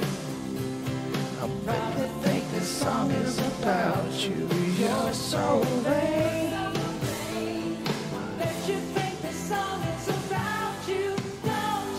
But hold on, because if the song was about him, he's right. Yeah, right? For sure. You know, Warren Beatty was listening to that song going, I think this song is about me. Oh, I go, yeah. I knew I was him. And that's live back when they were like, that was live. That might be one of the first diss songs. Right? Right? That's deep. I think that's the first diss track. Hold on. When was the song put out? So I'd say, is it officially about Warren Beatty? I thought rumors that it was about James Taylor too. Oh, really? I thought it's unconfirmed who it's written about. How dare her Taylor, talk about Vain? King that way. You know what, man? It wouldn't shock you, right? If you found out that the guy was like the sweetheart, super nice guy was actually a fucking psycho. Dude, talking about James Taylor, I've had fans come up to me and they would be crying. And they go, I'm so sorry I'm crying. And every time I tell them the same thing, I say, don't worry. If I ever meet James Taylor, I'm going to cry. For sure. I know it. So I'm like 100% I'm going to cry. Ever since the singer released her accusatory track in 1972, the identity of You has remained one of the greatest mysteries in music history. But she did date Warren Beatty, right? What year? It came out in 72? 72. Well, I'll give you, when did Sweet Home Alabama come out? Look at all the possibilities. Warren Beatty, Michael Crichton, Jack Nicholson, Cat Stevens, damn, Chris, James Taylor, rest in peace, or Chris John Stofferson. Travolta, even rumored flings with Sean Connery. Marvin Gaye. Mick Jagger. Possibility of Mick Jagger. I bet Marvin Gaye did something different with that. That lady got around. She got around with all the talented motherfuckers. She got around. I bet Marvin Gaye was a monster. Oh, my God. I'm just fucking. When did Sweet Home Alabama come out? So Sweet Home Alabama was a clapback track. Yeah. So it was in the diss world too. So I think it was right around that early 70 era too. Yeah. 74. Oh, so it was after that. You're So Vain came out before it. Yeah. But when did Southern Man come out? Probably the same time, right? It was just a year before. So that was 1970. Yeah. Oh no, so it was a few years before. So they wrote it about Southern Man? Is that what they wrote it about? Yeah. Yeah, the idea was, and Neil Young was speaking a lot about what was happening down there in the South at the time, and Ronnie's position was just simply like, hey man, we stay the fuck out of your business, stay out of ours. Yeah. A Southern man don't need him around anyhow. Yeah. It's kind of how he came back up. What a banger of a song. What a banger. What a diss. Banger. You're talking that is a Sweet Home Alabama. Give me some of that. Yeah, please. God damn, that's Right? a good song. I mean, all respect to Neil Young. That's better than anything he's ever done in his life. No. Neil Young apologized later. It was really cool. He owned it. He publicly said Ronnie was right. Well, Yeah. Neil Young is name checked and dissed. Yeah, I don't think they thought about it that way back then. It reached number 8 in the Billboard Hot 100. Give me some Sweet Home Alabama. Yeah. That's a song that you hear in the bar and the first couple of chords play and you go, yeah. You just immediately stand up. Baby. You're like, oh, we're finna party. Oh, baby. And I hate to be this guy, but I immediately look around and I'm like, everybody in here who doesn't know this song, I don't know that we can be friends. If you can't at least sing the chorus, or if you don't go down,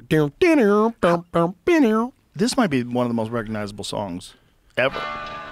What? Is it gonna be a live video too? You just like to go for the live one, especially this one. This Yeah, is Oklahoma. I love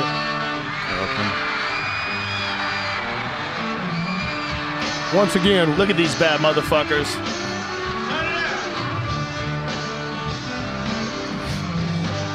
Oh, they were so fun. You want to talk about people that couldn't get the pussy away from them. And they're from Florida. No. Yeah. Yeah.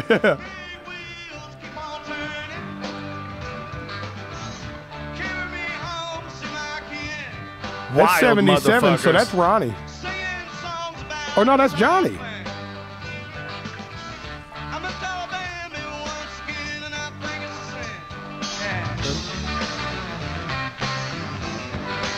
Once again, how great Gary Rossington was.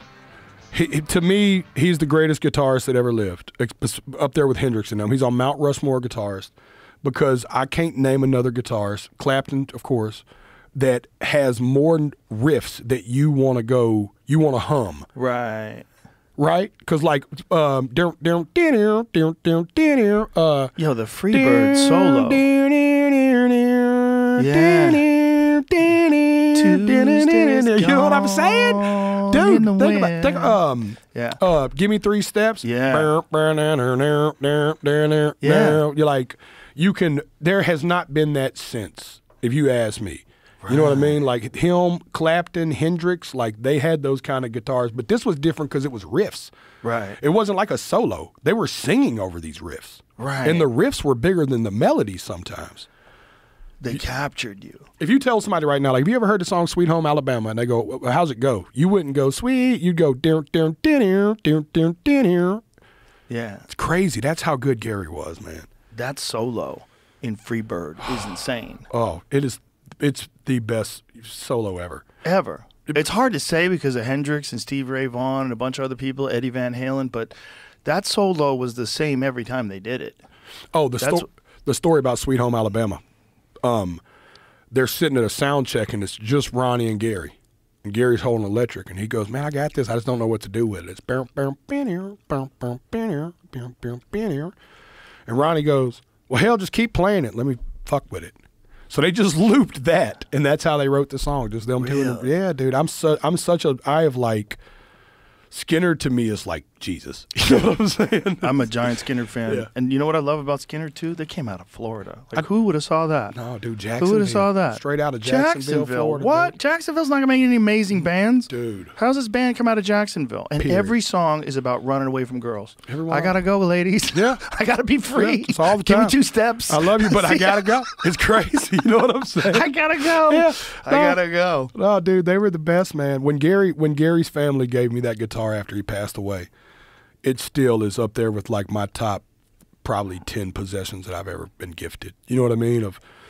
I have it in my studio now, and I hung it in a case with the note that his family wrote me with the picture that we took the night he played the guitar. And I put a lock on the case. Instead of just casing it forever, I put a lock on it so I can still play it.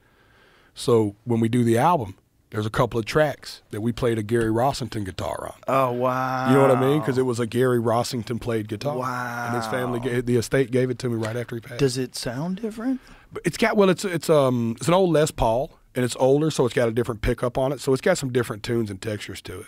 What's the difference between like the older pickups and the newer ones? I don't know. I'm not as educated in it as most like real guitarists. I'm a campfire guitarist. But it's, over the years, they always found different ways to make them. So they were improving them, but the sounds and textures were getting different. So, But I forgot exactly what he does because he takes a pickup from another guitar and puts it in too, I think, in most of his guitars. Because there's a lot of real guitarists they'll want to play this guitar, but they'll want to put this from this guitar on this guitar. Because that's their shit. Yeah, because they like the way, I like the pickup on this, or I like this and this, or I like the way this, whatever. Makes sense. And then they'll have a kind of hodgepodge like that. But, something else, when Gary survived that plane crash, let's think about him playing guitar. He had a rod that went from right here, Joe, to his elbow. Oh, my God. And still played the guitar that way. So if you ever watch Gary play the guitar, he always kind of played it high like Charlie Crockett.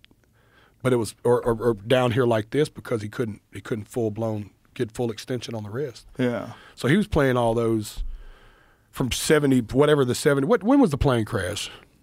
Jamie, you know? I figured you might know off the top. How many people died in the crash? I know Ronnie did for sure. I think it was 2 or 3. Wasn't Ronnie standing up? It was in 77. So So that video you just showed might have been one of Ronnie's last performances. He was standing up when the plane crashed, right? He wouldn't sit down. Yeah. He was drinking. Yeah, they were just partying. They were just Leonard Skinner, dude. You know what I'm saying? If he sat down and put his seatbelt on, he might still be here. It's crazy, dude. It is crazy, man. God damn. You said it was 77? 3 days after their 5th album was released. Yeah. Street Survivors. Yeah. Wow. Just totally different, man. I've gotten so far into their. We've been covering Skinner on the road for years and years. Anyway, I've probably not a Skinner song I can't play. You know, right? If we were to go to a bar tonight, you could probably just randomly pick a Skinner song, and I'd go up there and be able to just kill.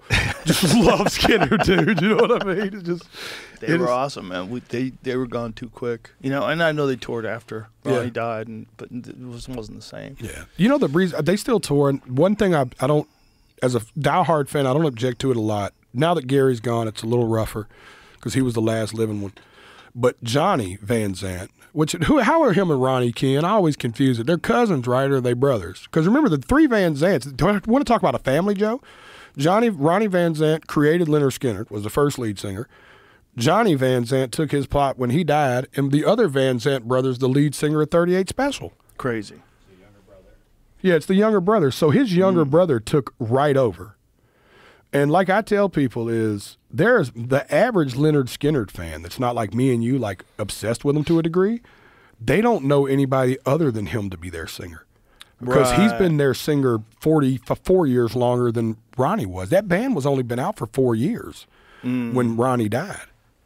Right. You know what I mean? So it's like an AC/DC type thing. Exactly. You know what I mean? So it's like, and the fact that it's a true Van Zant, and Johnny's still the lead man to this day.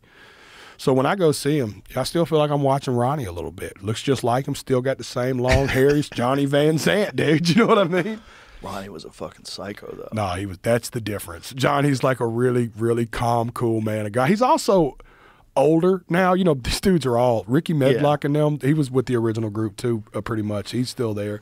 Them dudes are all in their 70s. Yeah, and that nuts, too, because when we were kids, we never thought that rock stars would be touring in their 70s. They're going to come out for my Jacksonville show. They came and sung with me last time. Yep. That's amazing. Johnny and Ricky always come out and sing, man. They're fun. That's awesome. Yeah, dude. It never gets any different. Dude, look at you. You're living the life. It's fucking weird, dude. You're living the life. It's the shit we grew up listening to. You know what I'm saying? It's like, I don't know, man. It's weird when you meet people that were real famous when you were a kid. That to me is always going to be the weirdest one. It's the one. Like Steven Tyler, meeting that dude, meeting people like that. It's just like, you just feel weirded out. When I met Tarantino, I was like, oh, dude. This is weird. Yeah. This is weird. Yeah, especially people you watched back in your childhood. Yeah. Out of all the comedians I met, the only one I've probably ever been made an ass of myself to was Ron White, because I literally have watched him since I was a teenager, because he was such a voice for, I don't want this to come off disrespectful, but being from the South in my household, we thought Jeff Foxworthy was incredibly funny. We liked his books more than his comedy, though, because we felt like his comedy almost felt a little forced to us as Southern people. It just didn't sit right, in my household. In what way? In this way of like, you might be a redneck. Yeah. You know what I mean? If your family tree does not fork. It was hilarious. No, all the books we religiously. But when we're watching the Blue Collar Special as a family, and I know this wasn't the way to watch it in hindsight, we're all waiting on Ron. You know what I mean? Because he's the voice of our household, but I'm also in a household full of drunks, by the way. My father's a raging alcoholic. My mother does drugs. All my brothers do drugs. But it was like, we loved Jeff. We love Bill, Larry the Cable Guy. But man, Ron was our, he just spoke to what our household was doing. You know what I mean? So when I met him, it was kind of like, man, I got to tell my fucking mama. Well, when he first started hanging out at the store I guess it was about 10 years ago. He never had like a club like that before, where it was like a home base. He was always a successful touring comedian, so he'd bring guys to open up for him on the road, but it was basically the Ron White show. And then he started hanging out with us at the store, and he was like, man, this is what I've been missing. Been missing like a real camaraderie, like the base, the home base where everybody goes and just hangs out. It makes all the difference in the world. It is. Iron sharpens iron, too. Yeah. When you're in Nashville, too, think about how many different amazing artists there are that you go see live in Nashville just fucking around on a regular night. For sure. Yeah. Dierks Bentley goes and plays this, like, with his bluegrass band, like a 200-person bar every week. That's amazing. You know, like his little subversion of a bluegrass band. It's talking about that's how I feel about our songwriting community too. I've wrote in L.A. and I've had big songs come out of L.A., but Nashville is just, man, it's the killers. You know what I mean? It's the dudes that are just the dudes and girls down there that are in those rooms every day are snipers. They've been doing it forever. That's the what same got- thing like you doing all those shows. It's Yeah. the same thing like them, right? You just get real good at your fucking For job. sure. And you get to know how to pivot. You know what I mean? Like, that's something else that comes with being on that stage a bunch. Is like, the more you do it, the more circumstances you've been up against, nothing starts to scare you no more. Right. Like, even if I walk out to a crowd, like if I'm opening for somebody still and I walk out and I'm like, I'm gonna have to really work for this one, I'm not panicked. Right. I've done it enough now. I'll even watch some guys in my band get a little panicked. We'll be on the second song and you'll see them going like, why are they not just so excited we're here? I'm like, just relax. It's okay. We're going to get there. You know what I'm saying? Let's just have fun. The hardest spot is opening Yeah. on a comedy show. It's brutal. I tell every comedian that opens for me, this is like running with weights on. Yeah. You, Talking about like the one of three, not the Yeah. feature slot, the number first one. guy on stage. That's the hardest gig. Yeah. And it's the gig for the guys that are the youngest. Yeah. That are the learners. They're learning it. They don't really know how to do it yet. You know? And you're kind of responsible for getting the first laugh of the night. You are 100% responsible for That's it. Yeah. man, you got to break the room. Yeah, You that's gotta why break the Hans Kim was like our best opener because Hans Kim has structure. All his jokes have structure. So he puts you in this mode of laughing at ridiculous shit, and he puts you in this like it's like a very structured set. So it gets people into like the hypnosis of comedy. Right. You get locked into laughing, and then boom, next comedian goes up, and the bar's already set. Yeah. You're already loose, and everybody's running. But that first spot, man, you got to like. It's the same with us. If you're one of three, Alexander Kay's doing it on this tour and she's killing it. But it is a rough one because you've got your fans that knew you were one of three and they showed up early. So that's the only thing you have to advantage. The rest of it is people literally walking in with popcorn and beer in their hand, wondering why the show's already started. Yeah. You know what I mean? Right. Exactly. You know, I tell people all the time, you're not going to be a good performer until you performed in a place where people looked at you like you were interrupting them. Right. You know what I mean? You ever been to a place where you're like, hey, I'm sorry I'm bothering y'all by playing loud music up here. You fucking knew you were coming to a bar, bitch. You know what I'm saying? It's just, you know. But those are the funnest, too, though. I got to open up for Morgan Wallen this year a few times, and it was really fun because in the last few years we've just been headlining. We haven't got to really, go out and do something that was so much dramatically bigger than us that it made sense for us to do it. And I love Morgan. So I was like, I'm in. And we went out there, and it was cool because you feel it immediately. You're like, even with the hits I have, there's 70,000 people here that bought a ticket to see Morgan Wallen for they knew my name was on the bill. Right. So there's a lot of people here that are with me, but I'm still having to tell you, I'm still up here like, oh, okay, tonight. I say there's three scenarios in my business, and I don't know if this is probably different for y'all's, but in mine, my three scenarios are this. One is the you're welcome, we're here, right? Which is the simple like, thank y'all. We thank each other. You came to see me. I'm going to give you a great show. Thank you. It's the easy one, right? The other one is the thank you for listening. I appreciate that you gave me enough respect that you sat here and listened to me. And the third one is the one that makes men. It's the hey, motherfucker, I'm singing. Yeah. And you have to go through a couple hundred of those before you get good. You know what I mean? Like, I don't care. And that's what's been so about like the TikTok explosion. Is you have these kids that'll have this big hit, Joe, and they'll have 5 or 6 hits in a row, and they can start selling 2,000 seats at a theater overnight. It's kind of like the podcasters that have a quick flip and they go to the comedy clubs on a Friday, but can't make nobody laugh or stay. These kids go straight into 2,000 seat rooms and then stand up there like, I've never done a fucking show. I've never stood in front of anybody. Oh my God. Imagine getting a big TikTok hit, Joe. Never doing a show in your life and showing up, you know what I mean? Or imagine it's even worse. They put you on an opening tour for somebody. They're like, we got an amphitheater act that'll let you be 2 of 4. This will be great. And you're going out there looking at 6,000 people. Oh my God. You've never stood up in a bar. I'm watching it happen to people all the time. I'm having to grab these kids and kind of mentor them now. And it's the flip side of it where like booking agents are dragging them to the slaughter. Of course. Because they just want to make money. They don't give a fuck. And here's the problem. Imagine you're a kid, you're 20 years old, 22 years old, you've got a big successful record, and you're going to meet booking agents. You're excited. I've been there, And the first one's like, we're going to put you right in 2,000 seat rooms. You're going to get $22,000 a night. You're like, woo, what? A night? And we're going to do it 3 nights every weekend. Oh, my God, What? I'm rich. I'm buying a That's Corvette. fucking it. Immediately. And then you go to the next booking agent, and they're like, now hear me out. My plan is for you to go play these 200 cap rooms like the Hi-Fi in Indianapolis, the End in Nashville. We're going to go do that for 6 months. We're going to get like 40 shows under your belt. You'll get like $1,300 a night, $1,200 a night.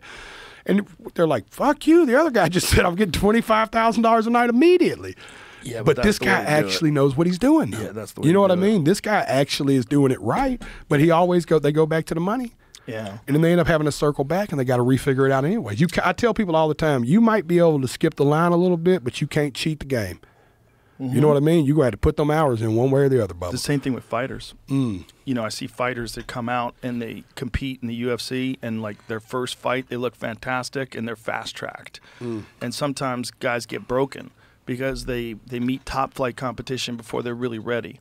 They're really like an up and coming fighter honing their skills, and they run into a wily veteran who's like a top 15 guy, and they get fucked up, and they're kind of never the same. Yeah. Because they really shouldn't have been fighting that guy. Whereas boxing is a lot more clever. If they have a guy who's like a Terrence Crawford or someone's a really good fighter, they'll match him up correctly until they can make the big money and until their skills are at a very, very high level, and then they start challenging for a world title. Yeah. But they prepare them. They get them. They put them. The thing about the UFC is sometimes you just get thrown right to the wolves. And if you're John Jones, that's fine. Yeah. You know, John Jones wins the title at 22. Yeah. You know, but most guys are not John Jones. Yeah. And most guys could be like an elite fighter, but the circumstances just derail them before they ever get there. It burned them too early, man. Yeah, they burn them too early. You know, and it's like the perfect example of this in the UFC to me is one guy could be Sugar Sean, who went on to be that guy, right, immediately. I know he just had his loss, but, I mean, he still looks like Sugar to me. You know, that kid's tough. And the other one could be that kid that we all love, but I always confuse it. Was it Hooper or Hopper? The 19-year-old kid. He had a Sugar Sean kind of thing going. He was a Contender Series guy, too. Chase Hooper. Hooper, that was him. Yeah. And to me, that's kind of the tale of the same kid. You know what I mean? Where it's like for Sugar, it kind of worked. But this is what I tell my people. Chase all still the has time. a shot. He's still super talented. He just had to really get better at striking. Yeah, he's just young and has to Yeah, circle but he back got a lot around. better. He got a lot better at everything. He's really good on the ground. Yeah. No, the kid's great. He also But- went up to 55, which I think was big because he was killing himself. Yeah, good. Yeah, no, you could tell it was a big weight cut, especially for such a kid. His frames, they're kids. Mm-hmm. I think we still haven't seen what Sean's real man body's going to look like yet completely. He's just now Sean's turning 30. Is he 30 now? Okay, Yeah. so we see him. But they Yeah. say it's 25 or 26 now before you actually see a full development. Well, you definitely see some of these guys that are coming in that are 22 that are still growing. They're still Yeah. getting bigger. Like Raul Rosas Jr., he's 19 years old. Yeah. And that kid's still growing. Every time you see him, he looks more muscular, more jacked. You know, he's still in his prime. I mean, not even close to his prime. He's still growing up. Yeah, there's still there's a growing thing that's. Yeah, I guess it's different too, man. I'm thinking about that kid like Chase, is that getting put into that national spotlight at the biggest fighting organization in the world at 19. Mm-hmm. You know what I mean? Yeah. And you're like, Tavondre Sweat is the defensive end for the Tennessee Titans. I'm a huge Titans fan. He was our first round pick this year, defensive end. I went to go hang out with him because I just think he's great. I think he's going to be a superstar. He's 22 years old. He's probably 6'5", 300-something pounds. And he can't grow a full beard yet. You know what I mean? You know what I'm saying? Like, it's patchy. You know how it is when you're in your early 20s? It's still patchy.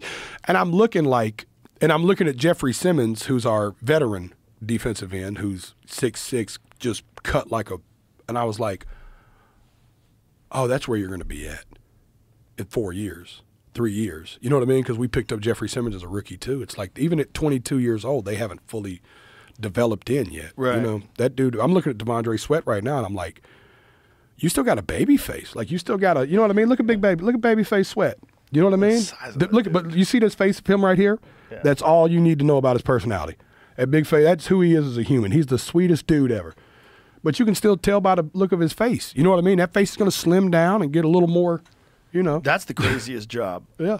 Being a pro football player is the craziest job. It's because you're literally in a car wreck every day. Especially guys for their position, they're in a car wreck every play. Yeah. I think about this. Offensive lineman, defensive lineman, guaranteed full contact every snap. 100%. Every time we snap the ball, because like the wide receivers, they're going to hand fight. Backfield, there's going to be some action, but not full contact every play. Right. Every single play, as soon as they say, "Hut," these two linemen are fucking collision coursing and trying. Jesus. And they're both hitting each other with the intention to try to knock the other one down first, right? Yeah. The goal is like, if I could hit you and knock you down and go right past you. After that, I just got to fight my way around. And they're all 300+ pounds of solid muscle. huge. Full-blown athletes their whole life, been playing since they were 8. You know what I'm saying? Colliding with each other. Yeah. And that's the American sport. Yeah. It's a totally, just full, in full speed. Isn't it kind of crazy that that is the American sport? I mean, what other countries even play it other than Canada? Who else plays football? Like American-style football? They don't even play it overseas. Yeah. They don't even touch it. No. That was when Nate Bargassi hosted Saturday Night Live, not this time, but last year. He did that skit joke about it coming from the UK, and he was like, and we will have a sport named football. And they were like, oh, where you'll kick a ball? They'll go, no. And they'll go, so you never kick the ball? They go, sometimes. And it's so funny about trying to explain football to somebody not from here. It's bizarre that we didn't call it a different thing. Mm-hmm. They were calling it football, and it was soccer. And we just said, no, we're going to change the name of that. We're going to call it soccer. Yeah. And this is football now. Like, what are you talking about? It's the American way, dude. Yeah. It's like, hey, we don't care how y'all do temperature everywhere else. Yeah, exactly. Fuck you. We go with degrees. Fahrenheit, bitch. Yeah, fuck you. We're going to create one. Fuck your metric system. Metric system is so much more efficient. We're like, nah, no, I don't like it. You'll love that Nate skit there because that's what he does. He just kind of goes through trashing all these ideas. The best part is Keenan looks at him at the new skit and goes, what about my people? Will the slaves be freed after the war? He said they will be freed after a war. He said, but not this one. Just fucking, I don't know. It was a good skit, man. It was really funny on Saturday Night Live. He's a funny dude. Another Nashville guy. Love him, man. Big. Have you seen Theo speaking of Nashville guys? You seen Theo do his impression of you? Oh yeah, it's the fucking best. It's my favorite thing ever. Shelly roll at every acceptance speech. Yeah. See if you can find it, Jamie. I want to thank the concrete lady.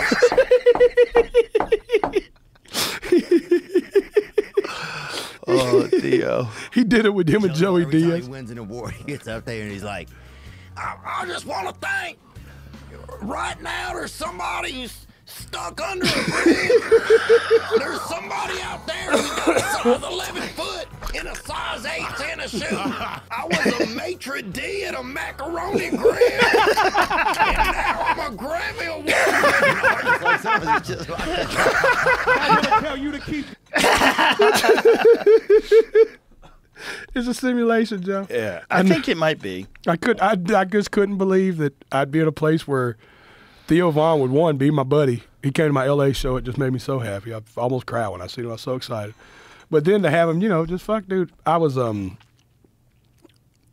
said this a lot. There's a dream for an artist.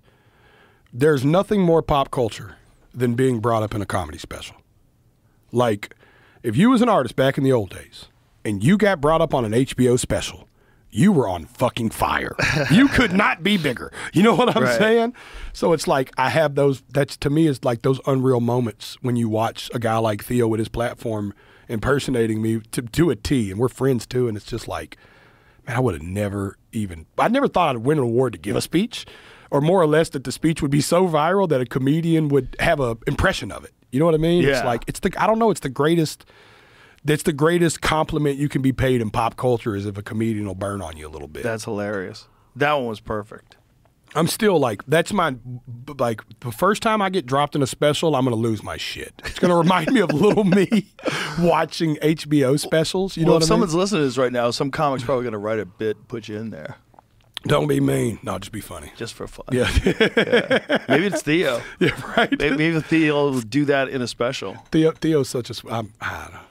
We're trying to steal him from Nashville. God, I Trying to steal him. Well, listen, for what it's worth, I think the wife and I are on the way too.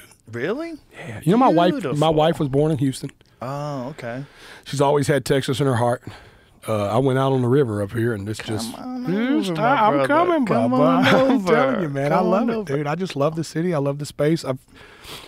Before I got here last night, just the few people that knew I was coming, I'd already got texts from my friends down here, from Carrie to Bruce to people that, just Even my wife was like, "You love it there." I was like, "She loves Texas anyway, so she's all in." We're talking about it. It's a That's real thing. beautiful. Yeah, we'll always be back and that would be forth cool. because Nashville's always Nashville to me. Are you friends with Gary Clark? Yes, Yeah. I love Gary Clark. By the Gary way, Clark's a wizard. He's a wizard. that's something else. I was talking to his manager's name's Scooter. Have you ever met Scooter? Yeah. Scooter's the best. And I was like, I think if I came down there, we would get, if I brought the culture, the way I approach songwriting in Nashville here, I think we could have a little paradigm shift down here too. Why not? You know what I mean? Let's go. That's what you feel Let's me, fucking Bubba? go, Jelly Roll. Let's go. Come on, Joe man. Rogan. A musical mothership. Hey, Let's go. I've told you this before, drunk, and I meant it then, and I mean it now. I'm going to come to you one day, and it's not going to surprise you, I hope. And I'm going to, with a concept about doing you just giving me the right to call it the music mothership in Nashville. I'll give you the right now. All right, cool. Go for it. I got a plan, man. Because what y'all do for comedy, we have singers. Have you ever been to a writer's round? No. Joe, when you come to Nashville, please come a little early. Let me take you to a writer's round. Okay. You will have a ball. So what happens is the songwriters who are writing all these big hit records in town they go to these bars and they do writers rounds. They'll set up 3 or 4 bar stools. And every songwriter will have a guitar and they'll sing a song they wrote and tell you the story about the song. Oh. And it's the coolest thing ever because it's a dude, not being funny, but a dude that looks like me if I wasn't me, or a dude that looks like young Jamie, and then he sings Live Like I'm Dying by Tim McGraw. And he tells the most heartfelt story about where he was at in his life when he wrote the song and how he came up with the concept for it. Oh, wow. And it's this beautiful thing. And there's only one place in town that's really famous for it. It's called the Bluebird Cafe. They happen everywhere.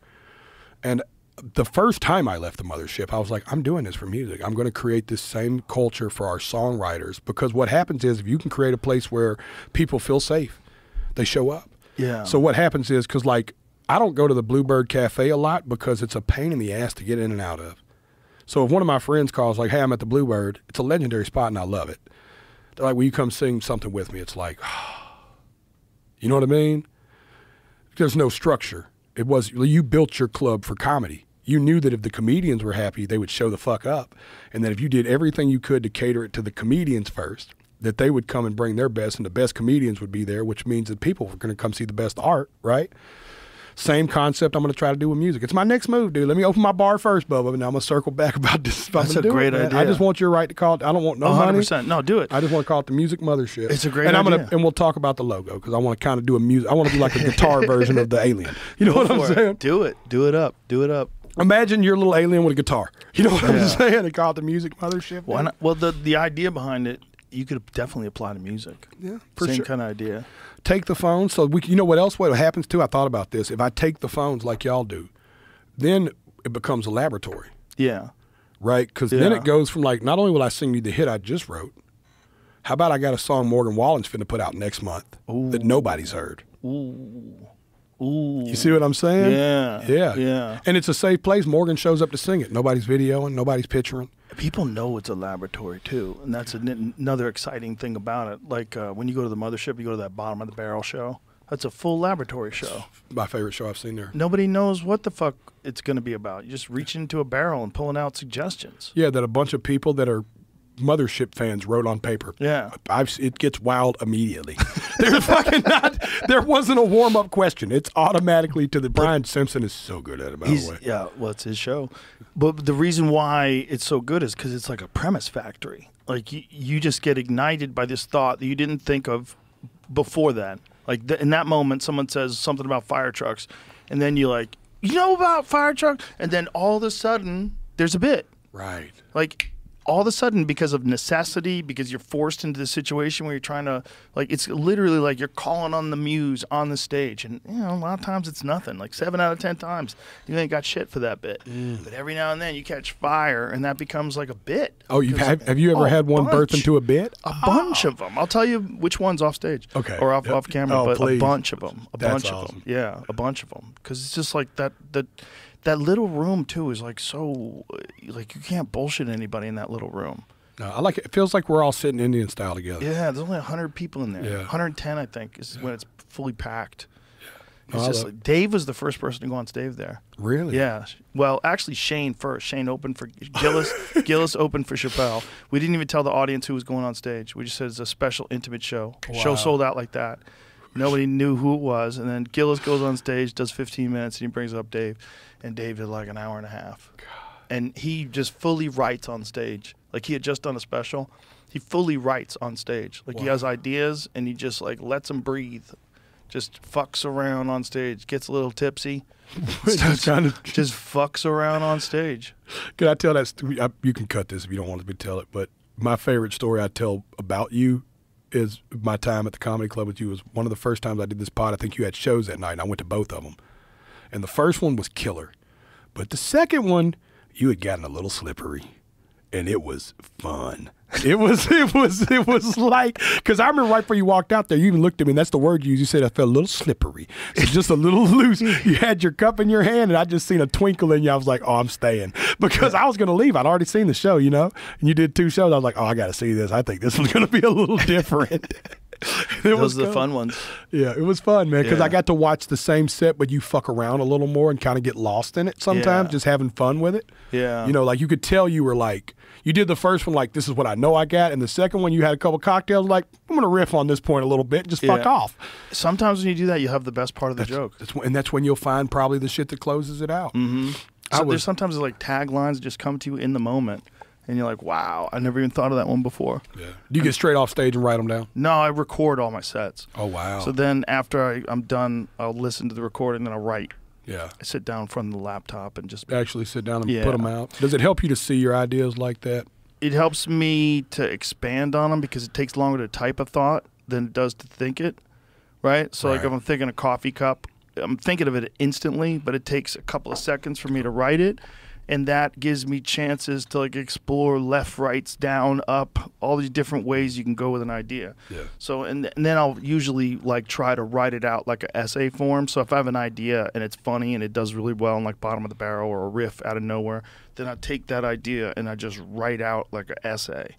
I'm not even trying to be funny. I just try to think about all the different angles of this idea. And then I'll extract like little pieces of it and try these little pieces on stage. Wow. And then you go and test them and chew the meat and spit the fat. And then sometimes in the middle of it, you're like, this sounds wrong. This sounds disingenuous. I'll take a totally different approach. Sometimes I'll contradict myself. Like in the middle of it, I'll go, but what the fuck why would I think that I know the answer to that? And then that becomes the bit. Right. Then it turns into the turn. Yeah, you never know, man.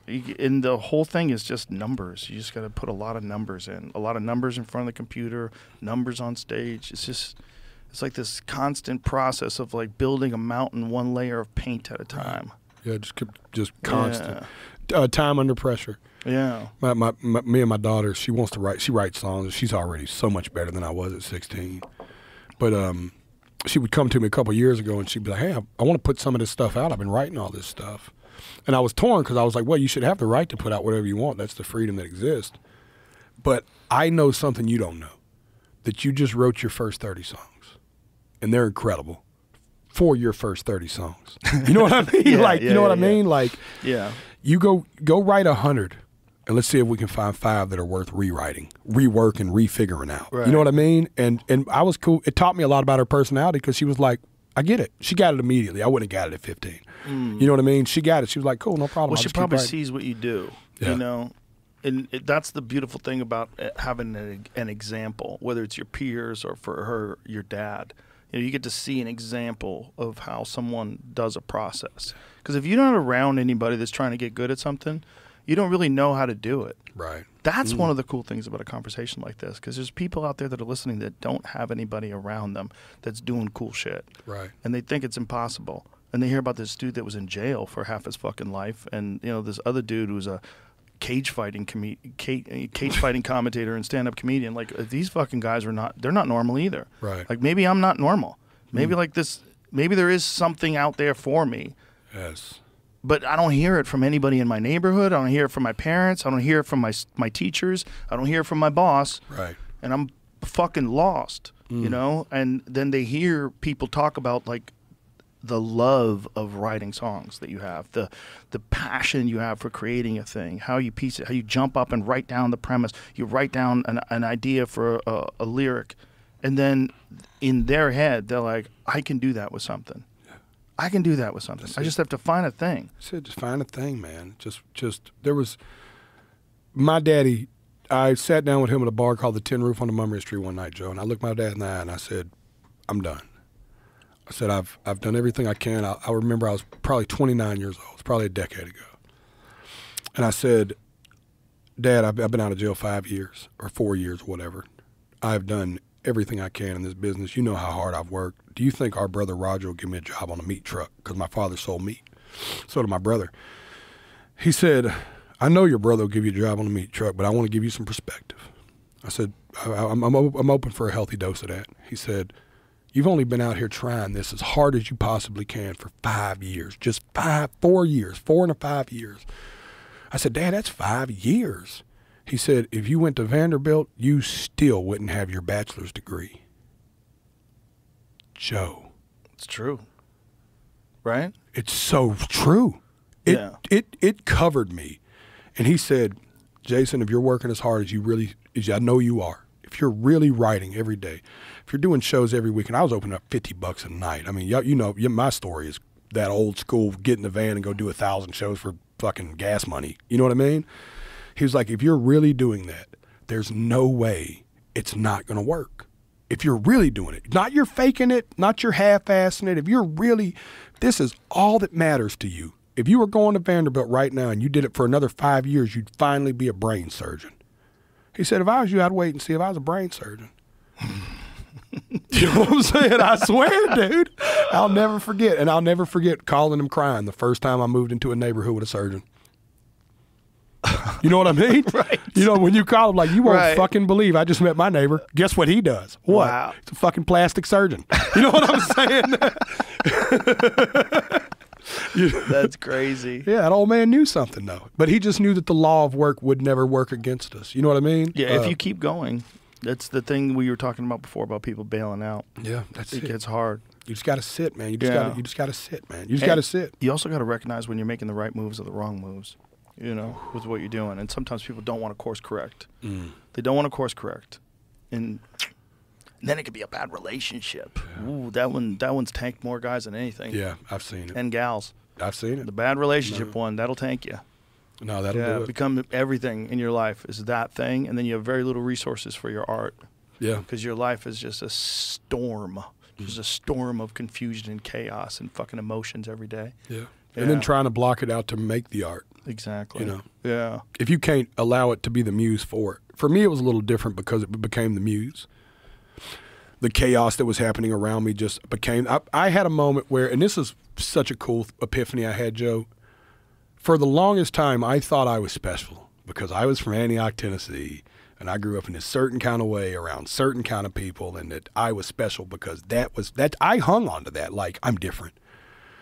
And then I realized what was happening was I was just like everybody else. That's what the superpower really was, is that every fucking neighborhood in America is like Antioch almost. Mm-hmm. You know what I mean? So it was like a totally different thing. So I started realizing, oh, this is the muse. I'm speaking for every man when I'm writing just the chaos that's happening around me right now. This is the everyman story.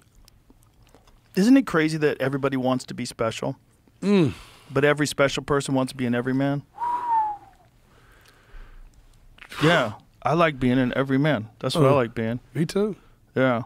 But when you're a kid, you want to be different. You want to pretend that you're different than other people because that'll make success more attainable.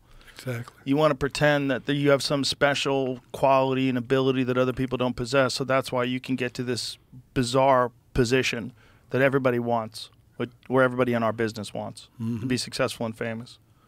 So you have to be bizarre. You have to and then once you get there, you're like, oh, shit, I'm everybody. Everybody's just the same. Everybody's the same. I got to make sure that I keep that. Yeah. Make sure that we're all the same. It was in my songwriting, I'm going to say 2015, 16-ish, I realized that I was trying to tell special stories and that God had put me in a situation. He was screaming at me to tell a story of a group of people that had never had their story told.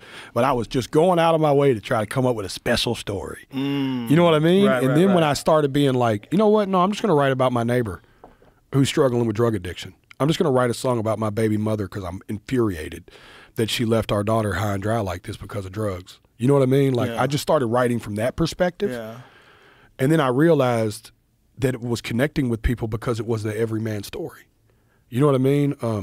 I almost called this album Cinderella Man, right? And I'll tell you why I didn't. But I watched the movie and I was like, I had a moment in that movie where when he's walking, you've seen the movie, right? Y'all all seen the movie. Yeah, sure. He's walking in a, for those who haven't, it's about an old boxer who in the Depression had kind of was on a losing streak, kind of long in the tooth. They'd call him James Braddock. They would call him a journeyman, is what we'd call him now. Just did look like it never going to work out for him. Working, couldn't get a job on a loading dock almost. Family splitting bread. One of the greatest movies ever. Russell Crowe, right? Yep. And he comes out, and towards the end, he ends up fighting his championship fight, and it's a crazy movie to watch. But when he's running, he goes by the old dock, and they're all cheering for him. And I relate to this because this happened to me, and he didn't understand it. So he looks at his manager. You remember this scene? This is the scene that I related to the most. He looks at his manager and goes, why are they cheering for me? He goes, because you're them. I was like, I'm the fucking Cinderella Man. That's why this worked for me at 40. You know what I mean? Yeah. And but I ended up calling it Beautifully Broken because as I started really writing, because that was my idea going into the project, I'm going to write the Cinderella Man story. And all I could think about was other people. Every time I'd pick up a pen, I would think about this young lady at a show who told me that Save Me helped her because she was raped by her uncle. Ugh. So I'm like, what do I write for her? Whew. I see winning streak. I watch this moment. And I got to write that for him. You know? Now I might write some of them from first perspective, but it changed everything. And all of a sudden I was like, this album ain't about me. You know what I mean? Right. This album is about finding beauty in broken things. You know? Yeah. And instantly it was like, once again, how God works. As soon as I took me out of it, the album blossomed. Yeah. Immediately. I wrote 80 songs that sucked. Just couldn't find my way to what story I was trying to tell. You know? And just as soon as I was like, well, let's go back to where's the muse coming from? Who am I writing for? I say I'm the voice of the voiceless. When I had the opportunity to go talk about fentanyl down at Capitol Hill, I didn't hesitate. I knew I was going to talk for a bunch of people that couldn't talk. You know what I mean? It's like, who am I writing this for? Right. And dude, it changed that whole writing style, dog. And then I got lost and wrote another 80. Damn. But now I'm having fun. I got a direction. I feel like I've heard from God. I'm Moses. You know what I'm saying? Wow. The burning bushes spoke. I know what I'm supposed to be writing about, you know? Wow. It took me 8 to 16 months to get there, but that's just how it works. What you're saying, too, about taking yourself out of it? As soon as I took me out of it. You know what I mean? As soon as I took me out of it. It was that easy. Snap that fast. It's almost like a trap. Like, it's the You're So Vain song. Yeah. It's like a trap. For like sure. that trap of thinking about yourself. You waste so much of your resources. Yeah. So much of your resources. Like thinking about how you want to come off, how you want people to react to it, how you want to like get out there and kill it in front of everybody. And you miss all the beautiful magic. All the magic. It's right there. Yeah. You know, and you're just missing, you just get you- lost in the art. And when you're at your best, you are them. You are one of them. You're like singing for them. You know? When I'm at my best, it's when I didn't know they were cheering. I didn't know they were even cheering for me. Right.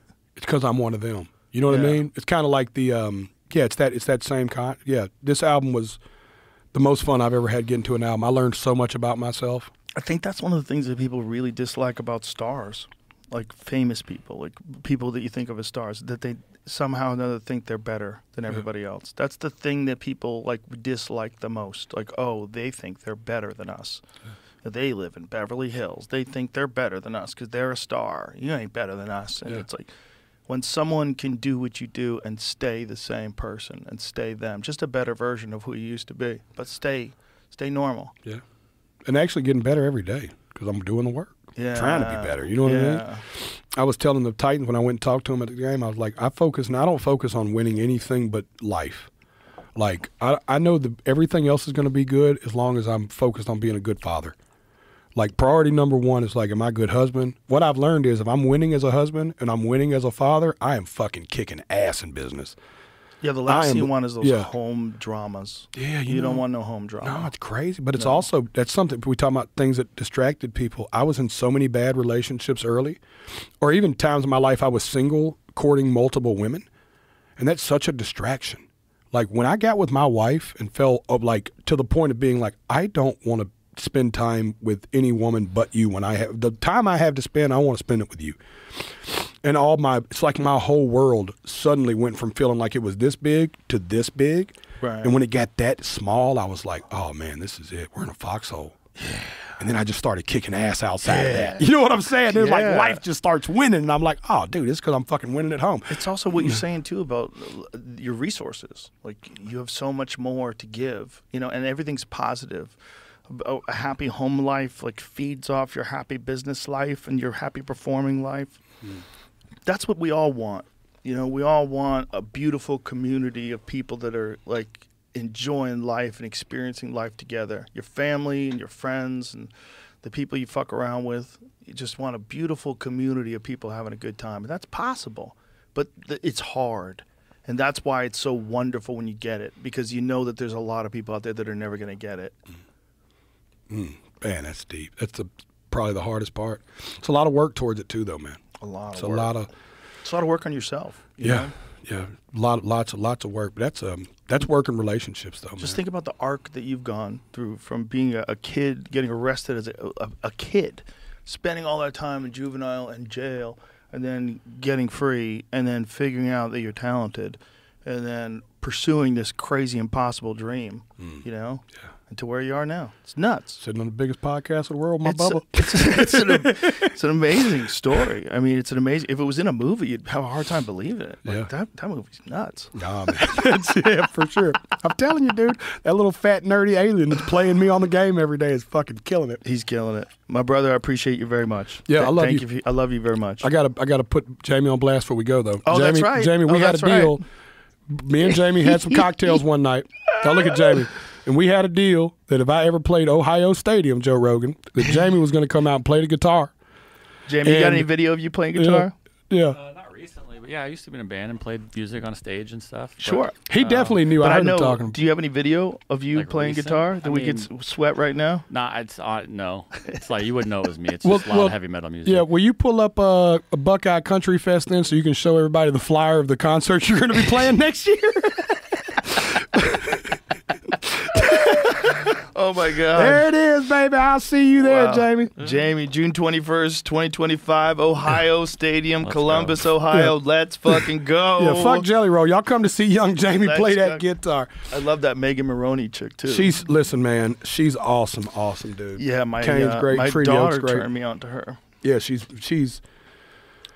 is badass, man. When she made her Opry debut, she wore a Jelly Roll jacket, and it tickled me so pink. It made That's me like the amazing. cool dad for my daughter because my daughter loves her too. So it That's was like amazing. really That's cool. amazing. I love you, Joe, man. I love you too, Thank you for brother. your time, brother. Beautifully Broken, available now. Available now. Go get it. Bye, everybody.